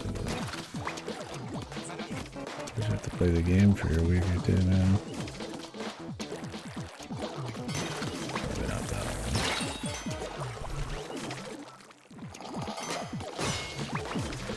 one. That's good we're playing this now before 3, man.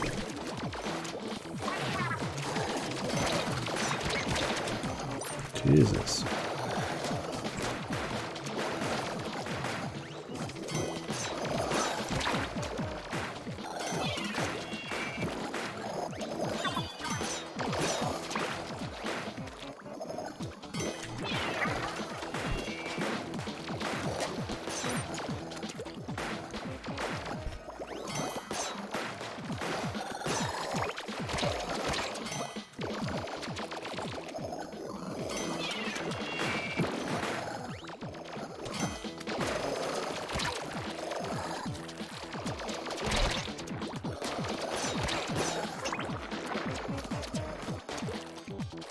There's a lot of motherfuckers, man.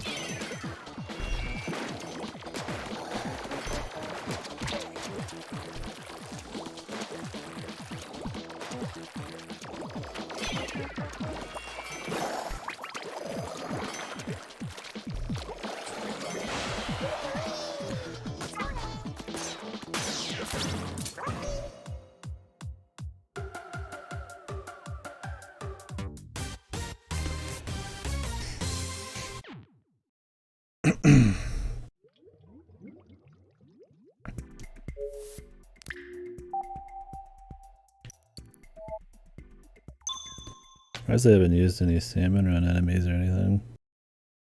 I guess they're all supposed to be the Octo type of enemies. The theme of it all.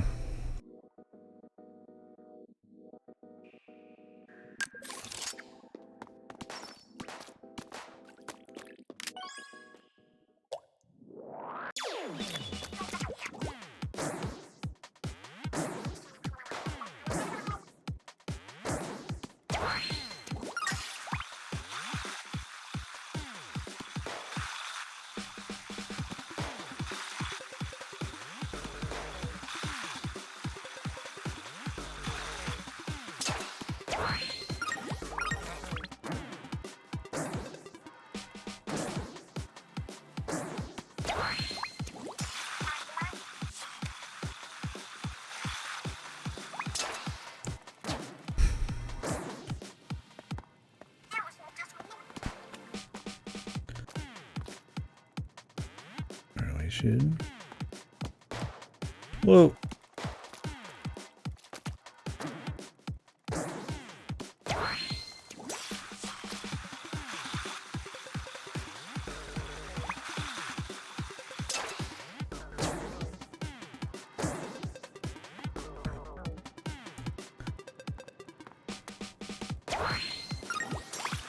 There we go.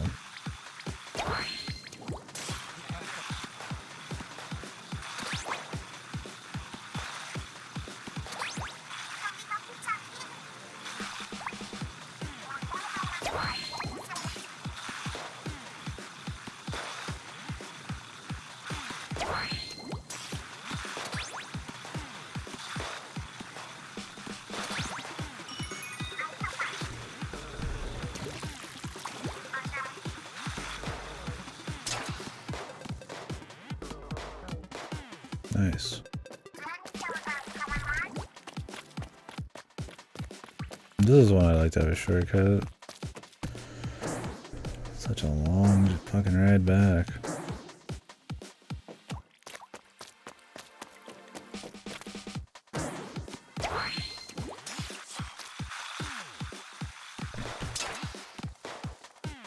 I just don't know the range on some of these weapons, man.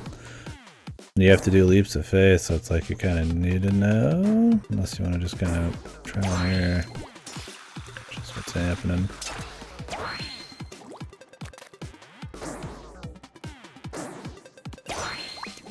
how tight I need to be sometimes.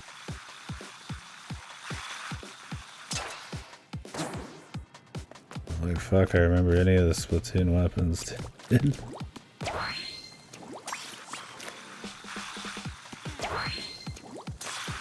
think this has a pretty good range of explosive radius.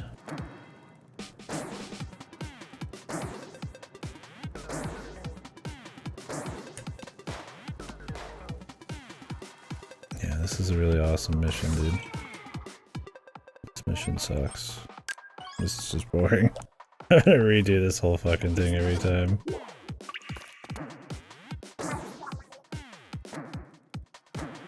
I like the idea, I just don't like the execution.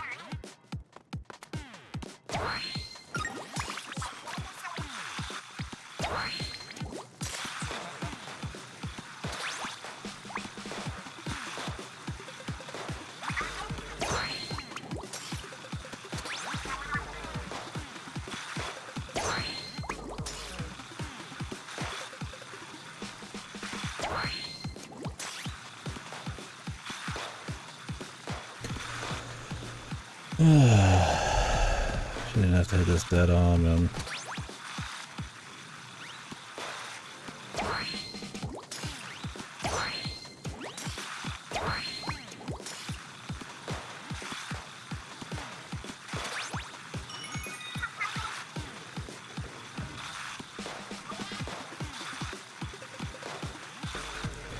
I'd have to jump off.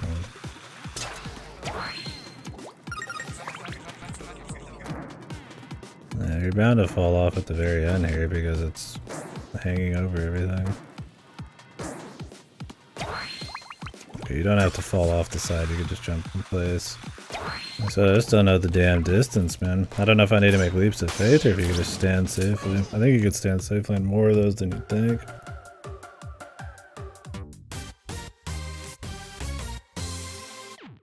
There's so many different minor variants of each like weapon.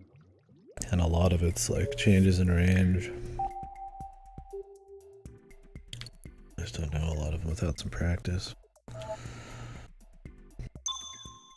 Oh god. To carry the Rainmaker one. We're gonna see these bitches again.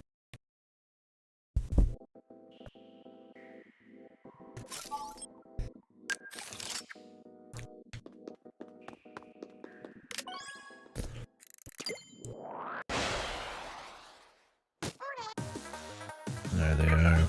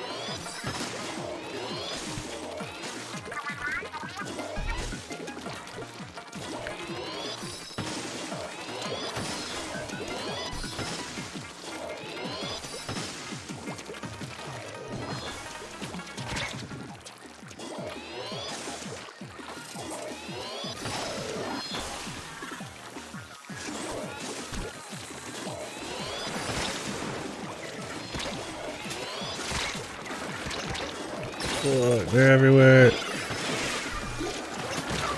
These bitches all of a sudden fucking appeared out of thin air.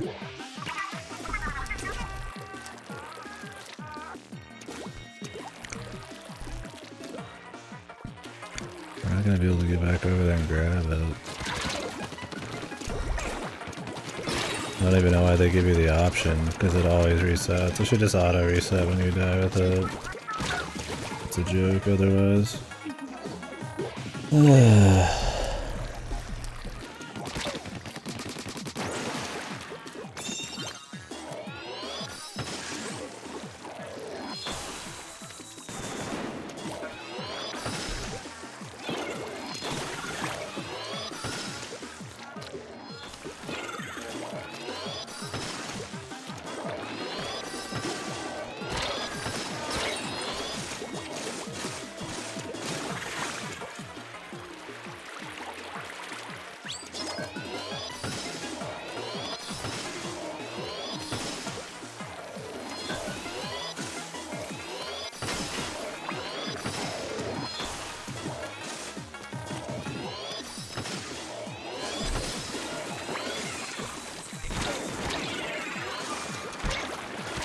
How many of them are just sitting right here around the corner, dude?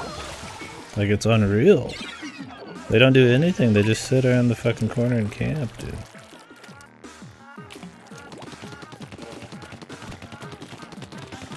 I need to just be ready for them. I didn't think they'd have such, like, sad AI like that. Come on.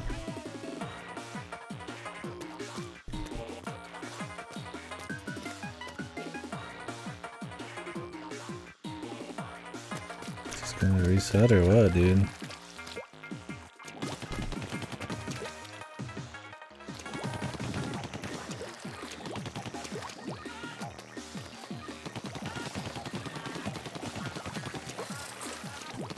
Fuck.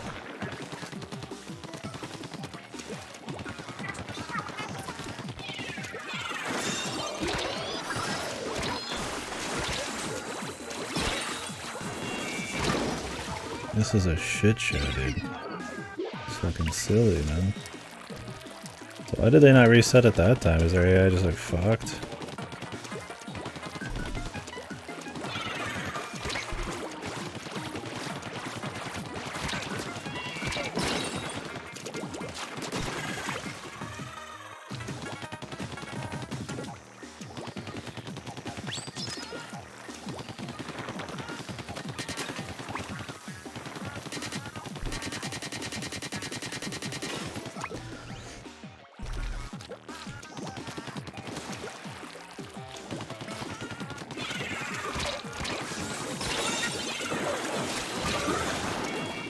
I mean, what the fuck is that?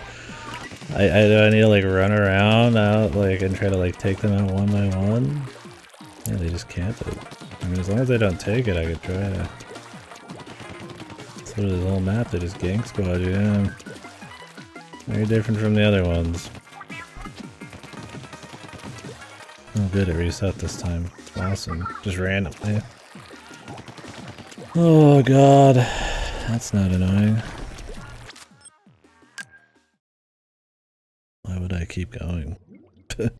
There's no progress to be made. I'll restart.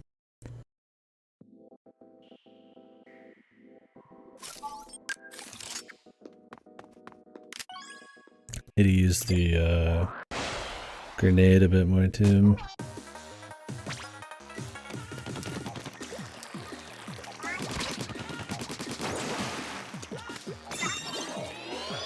Sadly, the Rainmaker I feel like it's not really good for like quick kills. Since you fly backwards, you can't really like enemy headway either.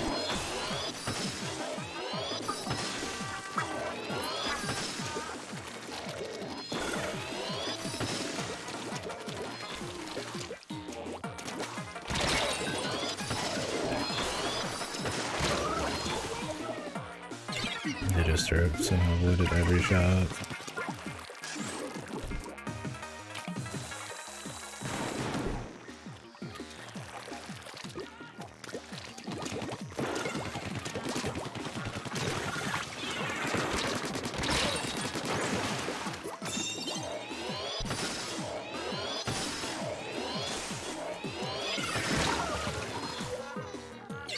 Fuck the Rainmaker, it's so bad.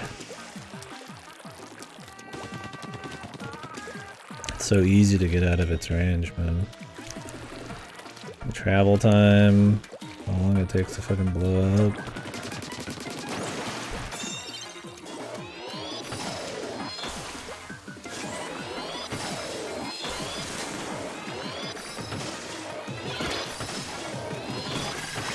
There we go. Just ate that one now.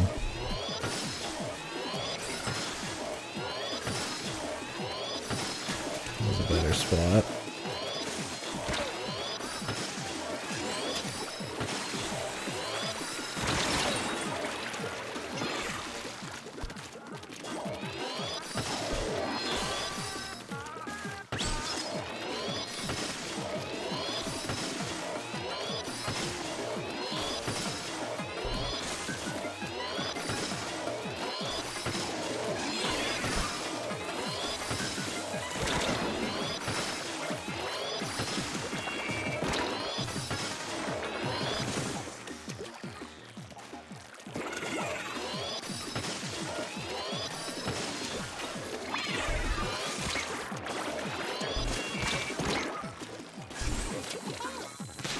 There we go. Coming from the left way, but jeez, that was annoying as fuck, dude. These camping bitches, man.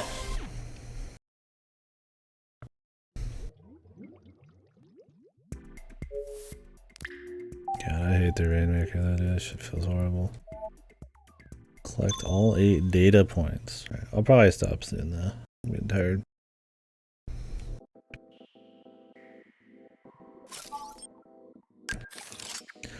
All 8 data points. Sounds like it's gonna be a long one.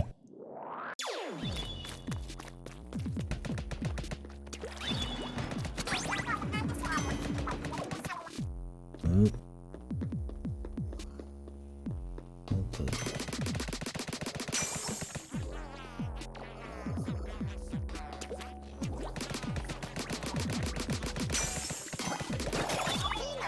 Oh, you have to grab it.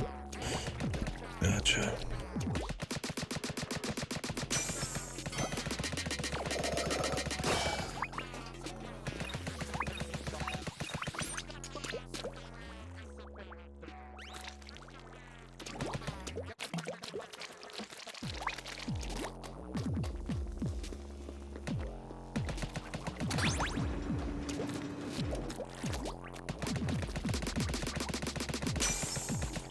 This looks like it's gonna be a pain.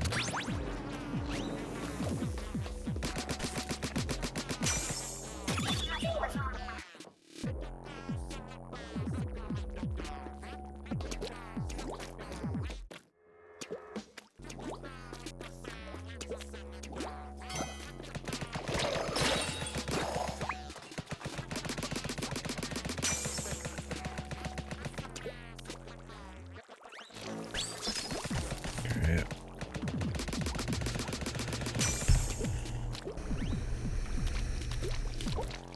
Seriously, dude. Truly.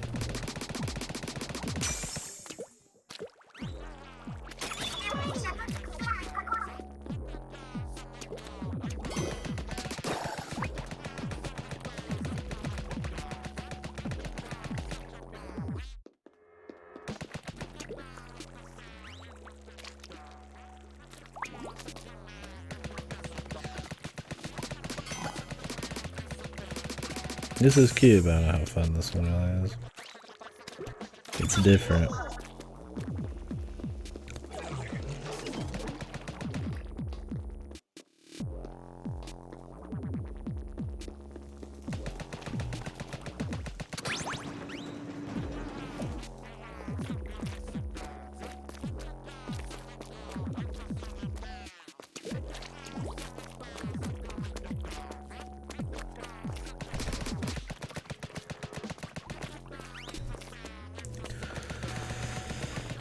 If I can make a shot from in there.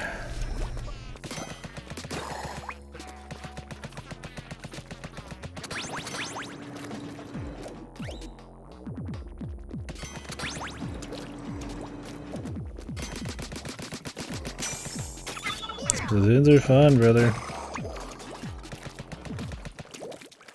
Yeah, they're a really good time. Some of the more creative both control-wise and just like kind of mechanics and gameplay-wise, or whatever you want to call it. Big budget third-person shooters out there. It's kind of like there's a little bit more going on than just point and shoot because of the movement mechanics and how the ink works, refueling, and the speed and all that kind of shit. It's just kind of neat. They're fun. It's not just kind of like pinpoint snap aiming. I mean, maybe there is some of that like really hardcore multiplayer, but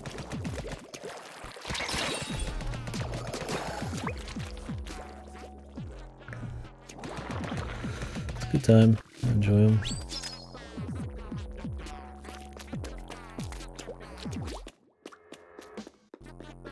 I'll get in there and get that, but I don't know about this level though.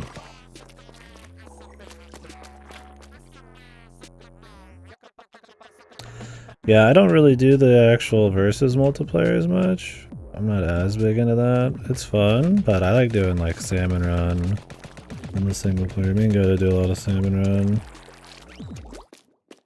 Well, we do when we're actually like, active in the game.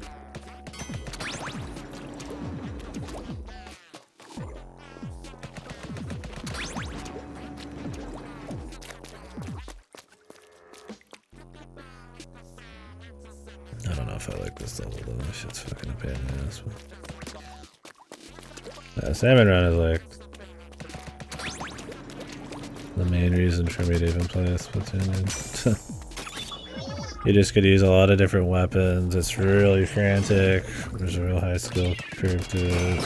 It's a good time.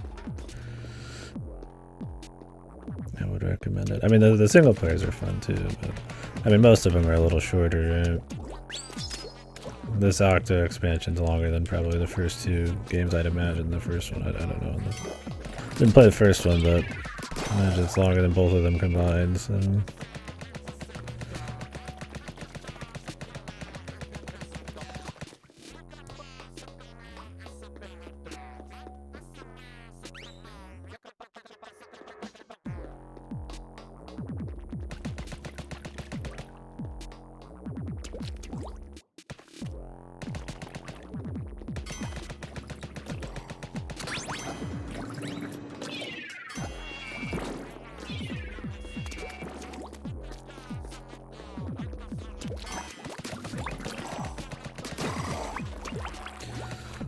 Puzzling going on here.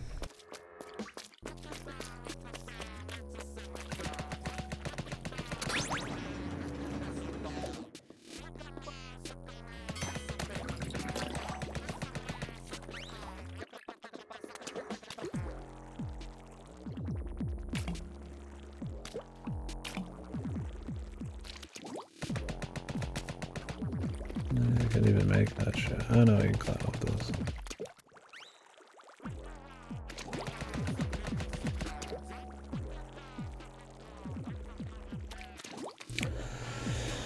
Yeah, they'd be fun.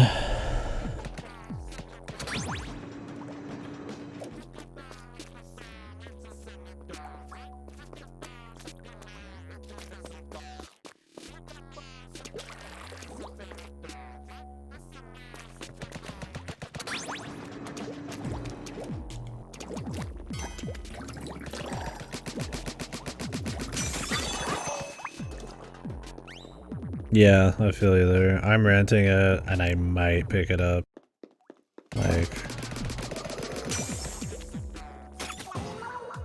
permanently later down the line. I bought this used from my friend back in the day.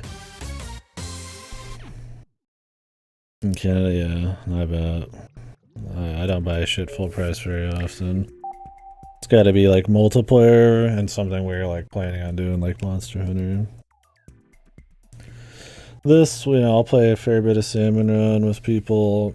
I'll do some multi, I'll do the single player and 3 and Splatoon 3, and then we'll see from there. Maybe I'll pick it up again if I feel like it's something we'll come back to often, but probably just do like a good run and then we'll see from there.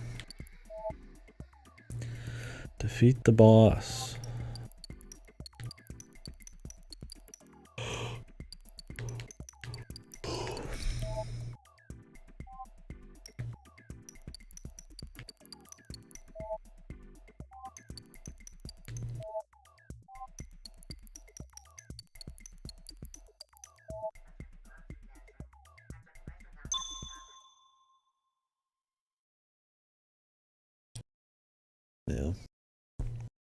Yeah, because I mean, if you're playing it, I mean, we'll have some slots for some salmon ballers.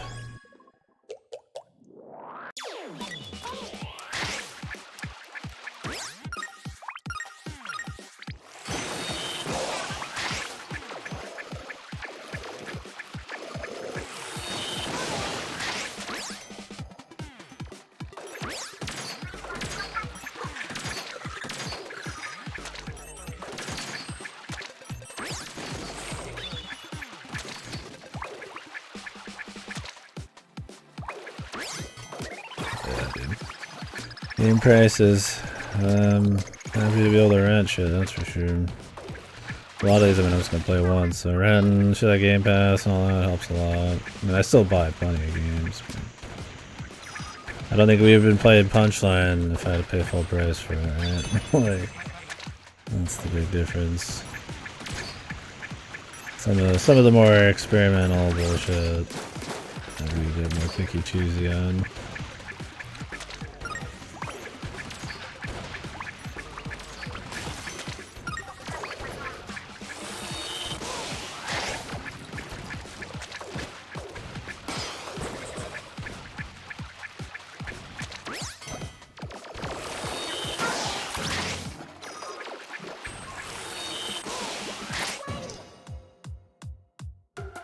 Yeah, I don't know if you got gameplay out there. It's pretty nice. Depends on how much you play. For me, it's great because I go through an absolute shitload of stuff. If you're the type to just want to play like 1 or 2 things a year, it doesn't really pan out. But I mean, I pay what, 20 something a month to play like many $60 games a month. So it just makes more sense money wise.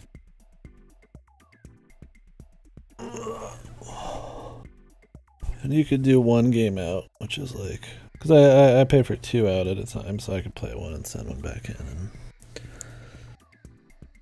But I mean, that's all physical then. Tied to the physical medium. But I think you pay like 18 or something like that to do 1 game at a time. I don't remember. Game Pass is good for now. We'll see. It might be shit in the future. I'm not expecting it to be good forever, but Game Pass puts a fair amount of actually pretty decent indies that I wouldn't know if they're, I call them super obscure, but shit, I'm always like, whoa, I'm surprised that's on there because it's something that's like on my wish list on Steam that I want to do. And I'll just play it. Like, what's that one that just came out on Game Pass I was gonna do? Other than Immortality. They pick up a good mix of like big budget games and indie stuff. That's pretty cheap overall. They usually have a lot of deals where you just get like a year for like a fucking $1 or something. What was it?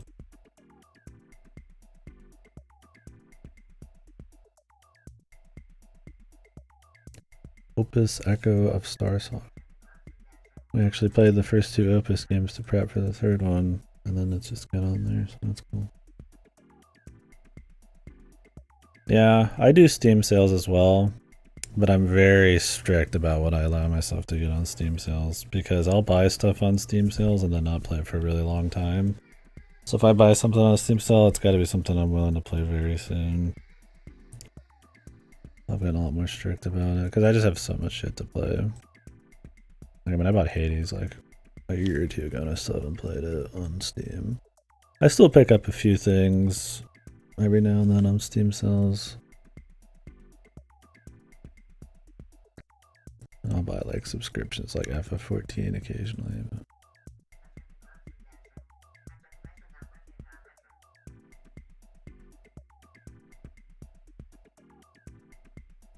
the last thing I bought on Steam was Earth Defense Force 5 and the Botany Corp. Those were, it was pretty expensive total. For me, it was like 20-30 bucks. I was like, whoop, it's a lot. Yeah, for sure. It's nice.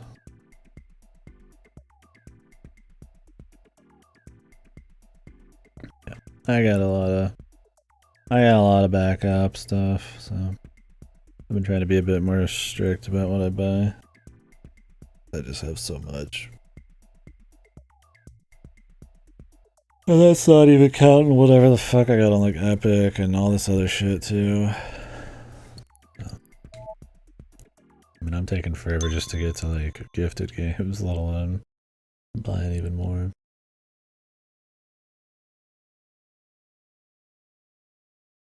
So it's hard for me to justify like a $60 game very often. Just personally. Right?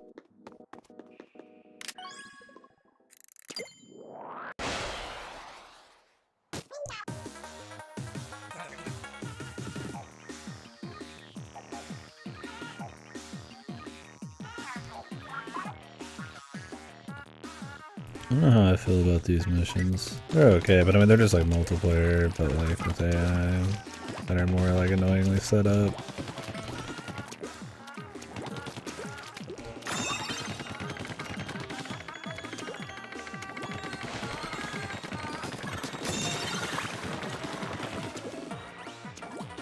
Not bad because it's a touch more scripted sometimes. But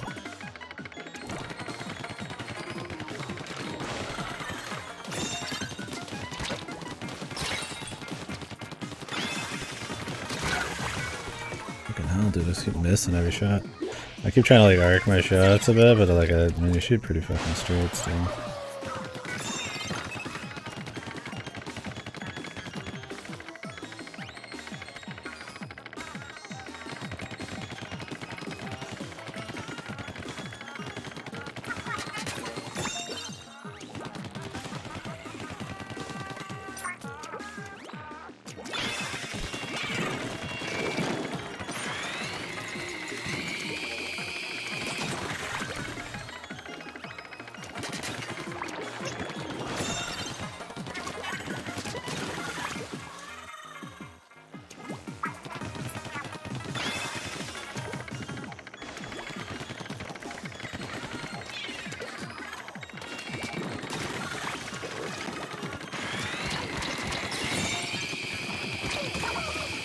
Of course, dude.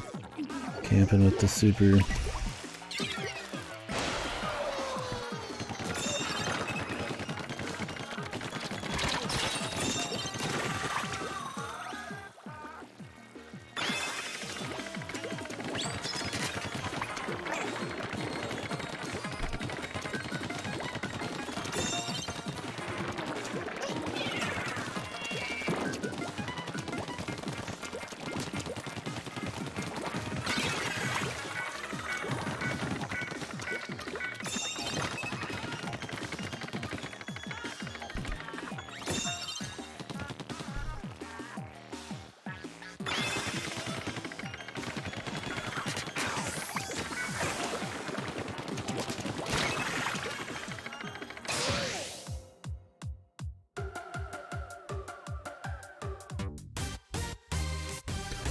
Ruby.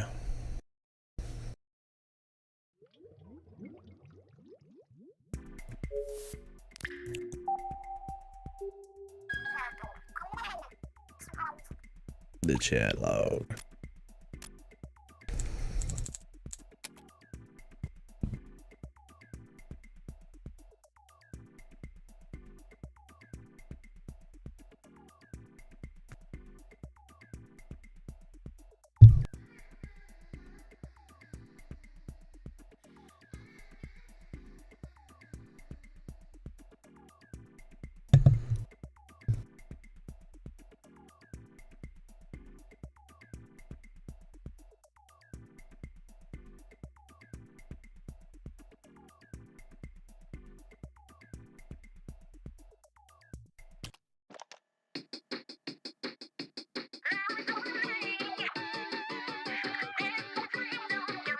How do I make question marks? Best old dude.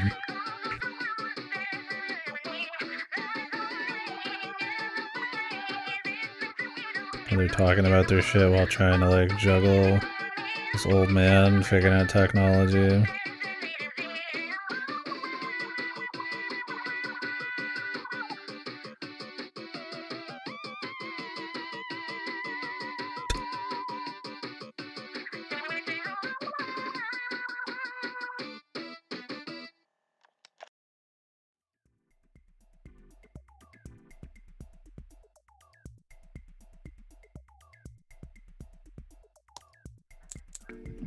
groovy.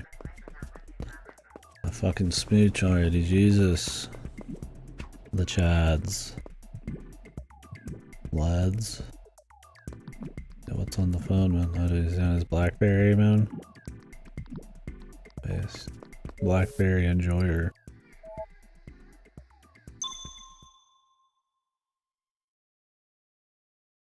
Alright, this will be the last one today, I think.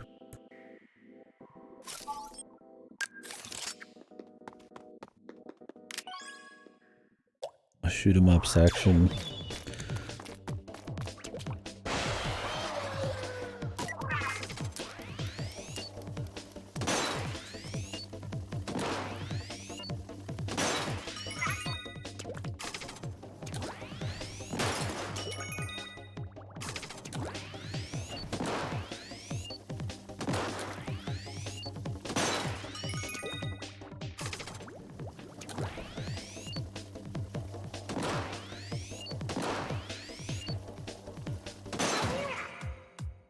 There we go.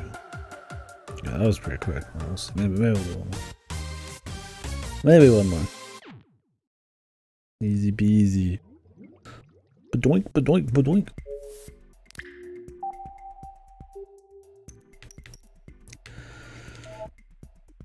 I guess we could get to the thing.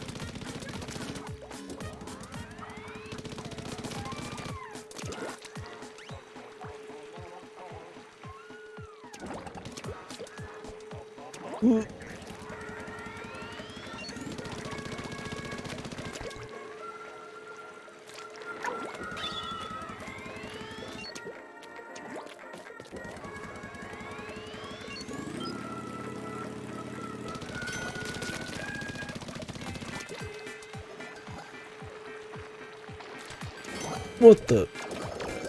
This guy.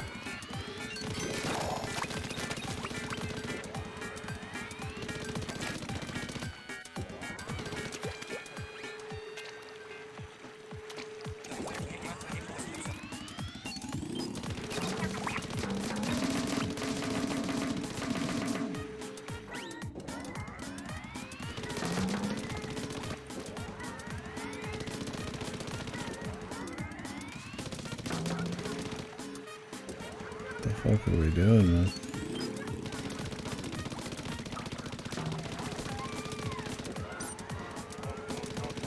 Guess we're going back down.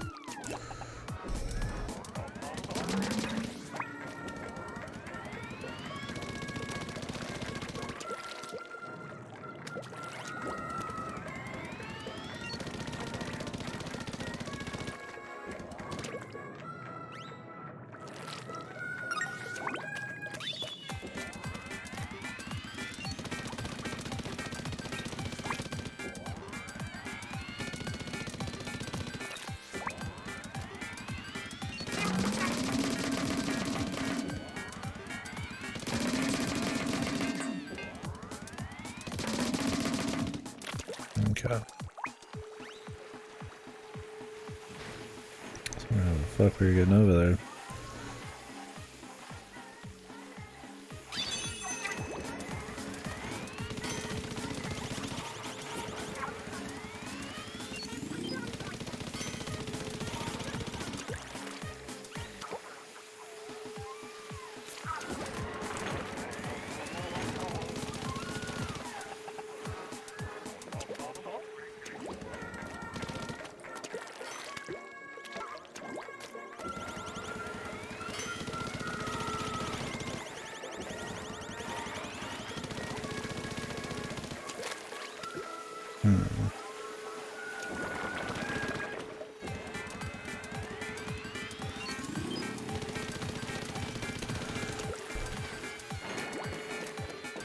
Ooh.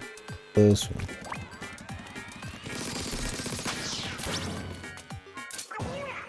Close calls. Yeah, I've picked up a lot of VNs over the years now too. I still need to go through.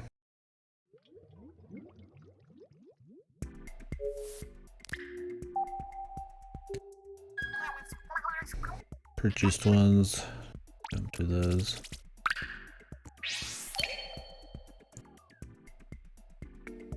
Like Seabed.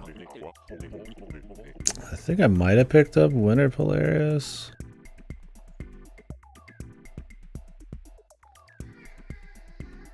Yeah, and I streamed before this for an hour too. This is the second stream. It doesn't. I've had some good conversations today, man. Shit went quick. Till Godo got here, then it slowed to a crawl, man. Bastard. It never really does, though. It's pretty rare. I'm like counting down the hours. I don't really count down the hours. If I'm not aware of the time, I usually am just gonna take a break, get off because I'm bored or something.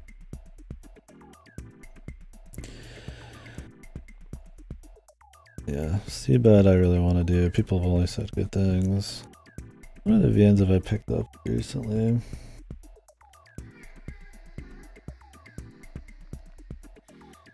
I mean, I was gifted some VNs and stuff like Corpse Factory.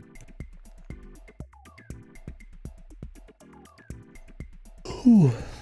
I grabbed a few. I've been trying not to buy too many VNs lately because I've got plenty.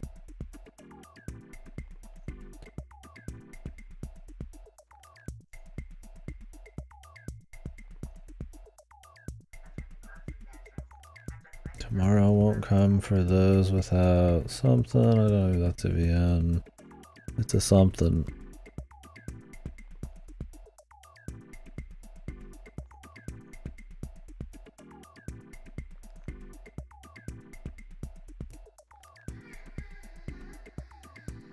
I don't remember which of these are VN. I'm too tired. My brain's broken.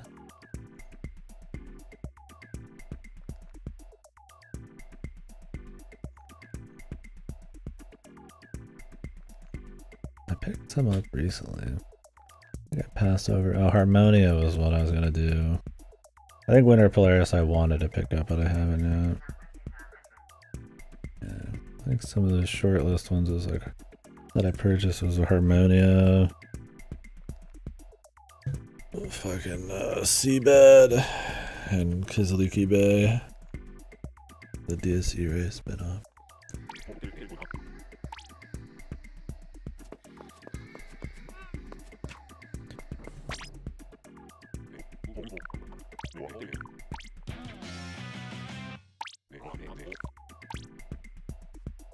I've got a bunch on my fucking purchase list, and I've got a bunch of VNs that I just have. Like Amnesia and shit that I've had forever, just haven't played yet. G Senjo was in there. Like I said, I had that for like a decade, I feel like. And we finally played it last year for So Big. I had originally bought that with the voice pack because it was supposed to be good. And then funny how that changes.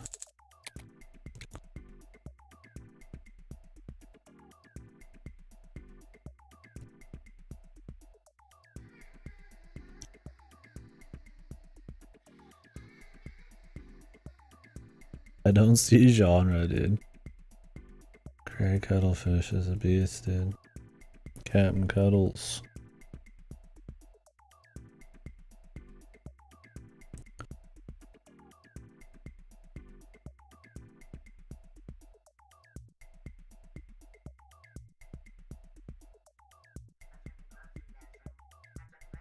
You are a sickly rapper, Pearl.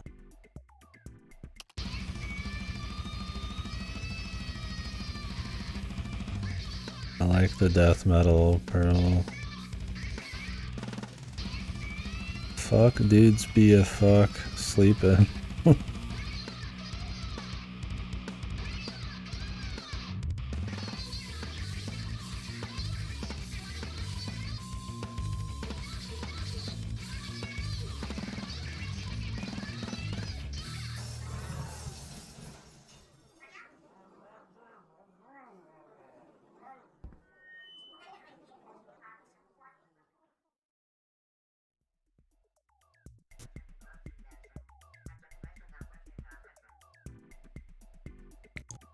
Oh, those are his grandkids? I didn't know that lore. How much else I want to read before Noah? Yeah, I might do a little VN before Noah. I gotta wait for Greta to finish that anyways. I've got a lot of like small games I want to play. We still need to do Dragon Quest 11, which will probably eat up a lot of the month.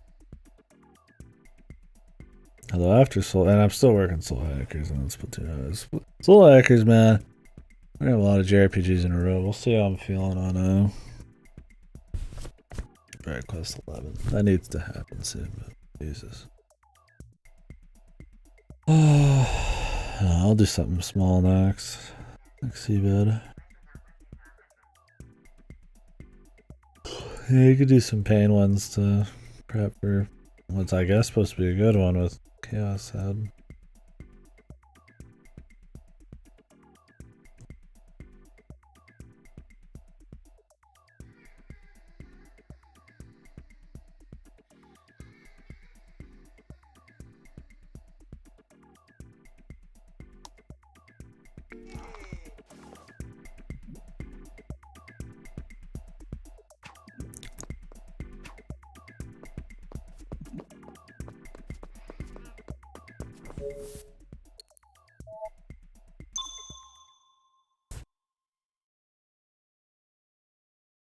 Yeah, true.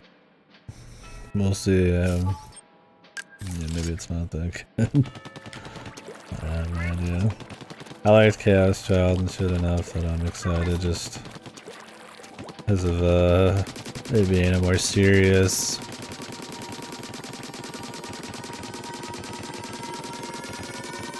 VM.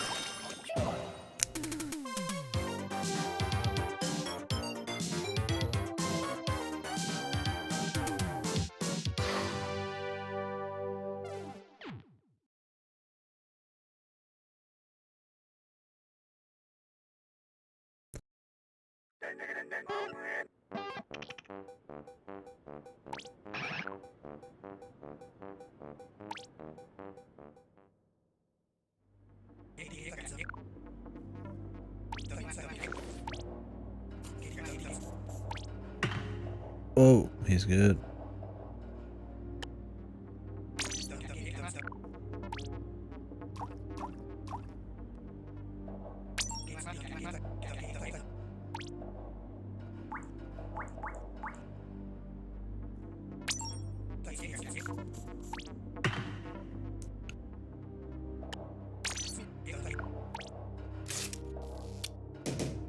Is this supposed to be a character from the first game?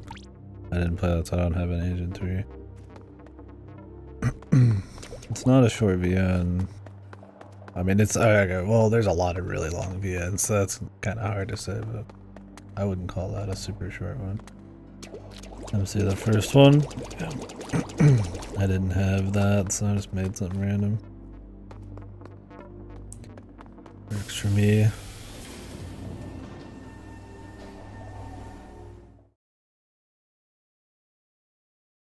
I need to go floss and brush. Get tired, so death soon. Defeat the boss. There's a lot of bosses on that line. Well, there's a line there. There might be a line on the top left, probably not.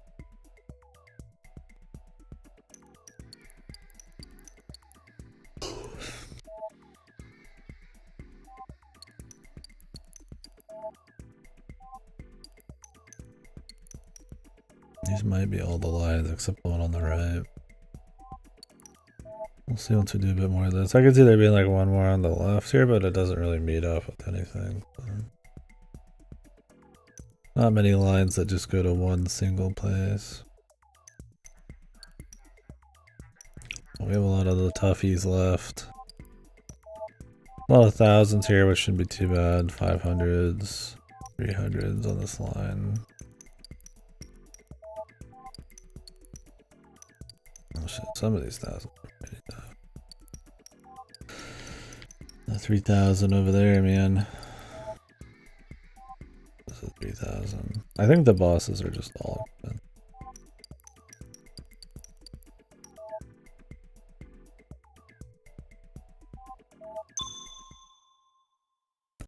Alright, we'll do this one. I'm curious about the boss.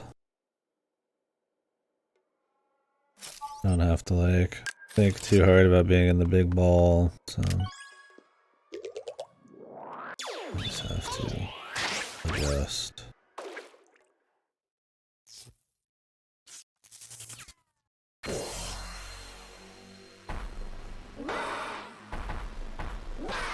It's a boss from the main campaign? I don't remember any of them, hardly. Hopefully they're like original.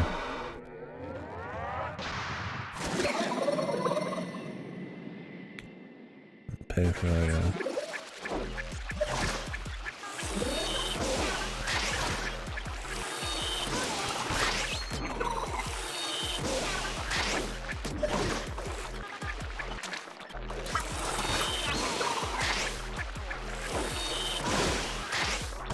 Ouch.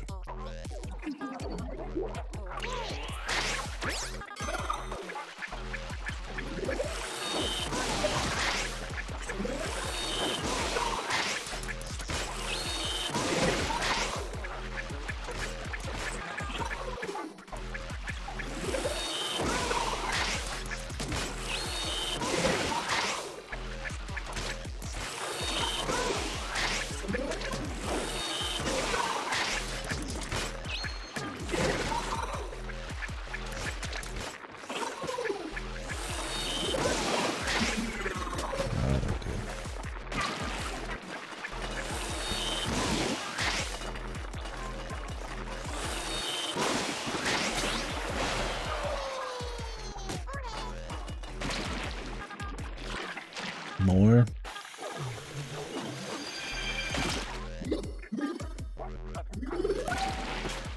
Yeah. I don't want any more, man.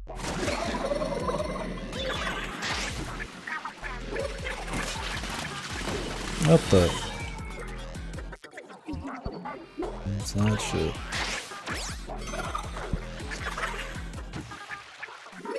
Just gonna avoid him for a bit.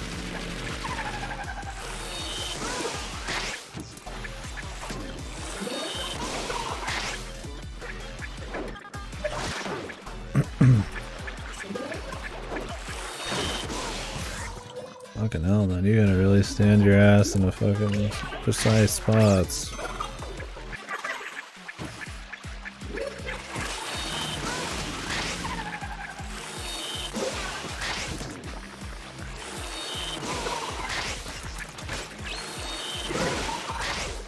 How many hits does it take?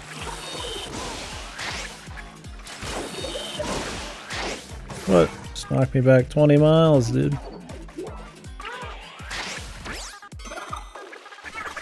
I hate the ticket prices in this DLC. That shit can suck my ass, man. I don't like the idea of ever having content so hard you have to like grind to be able to do it again. Yeah, it's pure ass cheeks. It's nothing to do with the challenge itself.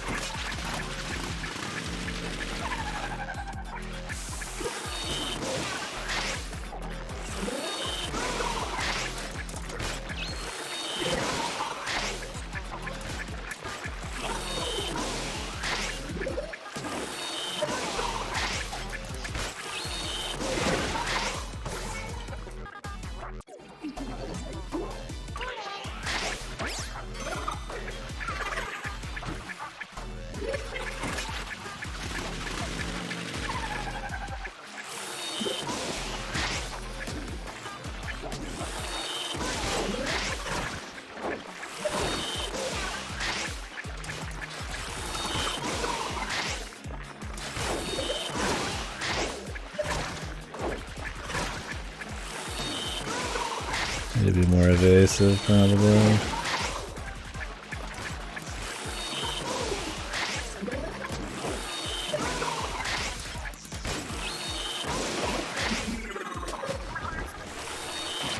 I feel like you kind of zerg half of these.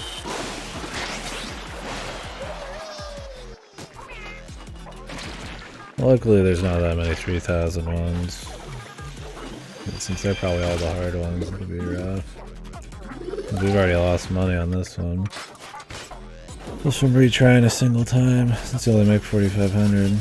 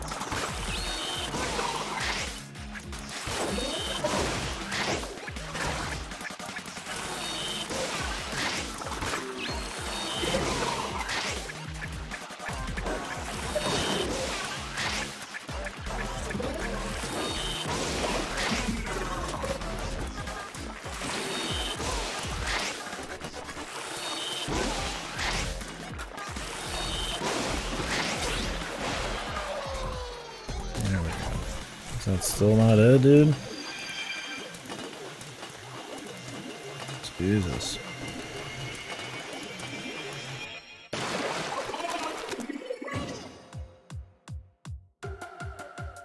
Not too bad. Made most of it back. A little greedy there, but then we got good positions. She doesn't throw you all the way across the stage. The grate really isn't as important as just like having a lot of space behind you.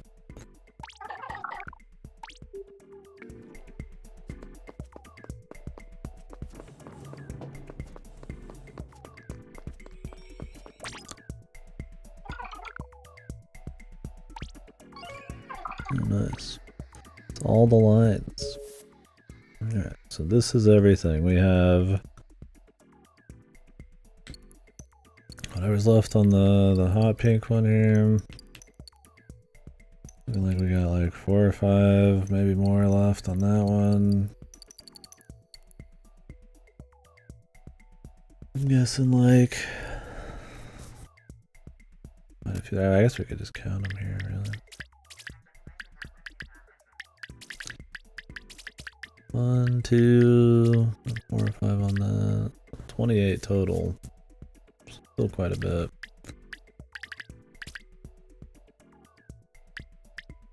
Oh, this one has a lot.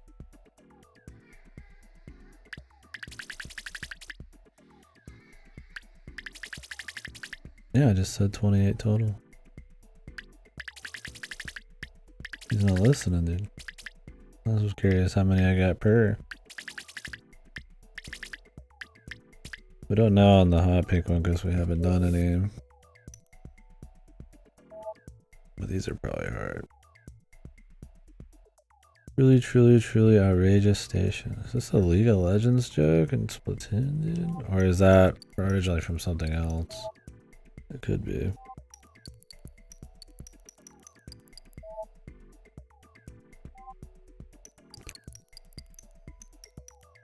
Is it? Okay.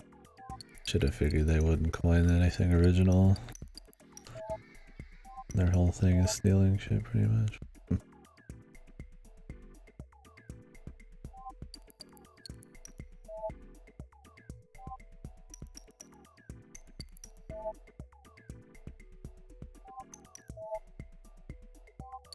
These all should be pretty simple. Alright, cool. I need to hop off before I get so tired. And I'm sucking huge ass. Alright, folks. Thank you very much for watching. We'll probably not do any more of this when I get up. We'll probably just jump into Soul Hackers. It depends. No, but we will do more of this tomorrow. Maybe finish. Maybe get close. Depends on how much I sleep in and shit. Yeah, thank you very much for watching. Have a good one. I'm gonna host Elegy, but I won't be watching because I've not played that game yet. So yeah, we can hope, but No guarantees on that. Yeah, I need to make some actual progress in it, because otherwise it's going to be one of those we're sitting on for like twice as long as I need to be. But I had a good time with it today. Well, I had a good time on the stream today. I wouldn't say the Soul Hackers did much for me, but it allowed me to listen to a lot of music and chill and chit chat. So start looking at the clown music. Yeah. Well, right now it's like we're just doing side dungeons, and they're not terribly interesting. I don't know if I want to keep playing on hard mode. It's not hard. It's just slow. And I don't know if it's the kind of game I want to play any slower on than we already are, because I don't really care for it much yet. We might go back to normal. It just feels like kind of bloat, like health bloat, but it might just be because we haven't got enough options to always be using weaknesses on stuff. It's pretty much one of those things like, yeah, and the thing about very hard is it just removes mechanics. Like, not even being able to use items is like, well, I mean, that's kind of just like part of the game. I'd rather very hard incorporate regular item usage, but so I'm just not interested in that either. And like I said, I don't really think the combat or anything's so great so far that I'd even want to like struggle with it. I mean, it does some T gameplay, so it's still got a baseline of fun, but I don't know if what they've changed is really like that spectacular. We'll see. I'll fiddle with it. I'll keep doing hard for a while, but we'll fiddle with it. If I start getting tired of the gameplay, we'll just tone it down. But if I feel like it's way too easy, maybe we'll tone it up. Don't know. Haven't decided yet. We're still getting a lot of things for the first time, and I don't know on average what kind of coverage we're going to be able to have with later demons. Right now, the only thing that stops you for winning big is just not being able to hit a weakness on everybody. That's like above and beyond the most amount of damage. If you don't have enough weakness exploits, you just end up just kind of taking forever. Like some of those bosses just look 10-15 minutes. No risk, you just sit there for 10-15 minutes. So it's like, yeah, that's not really difficulty to me. That's boring. So we will see. Anyways, guys, we'll figure that out later. Thank you very much for watching. Go watch LG play Photopia. Godspeed.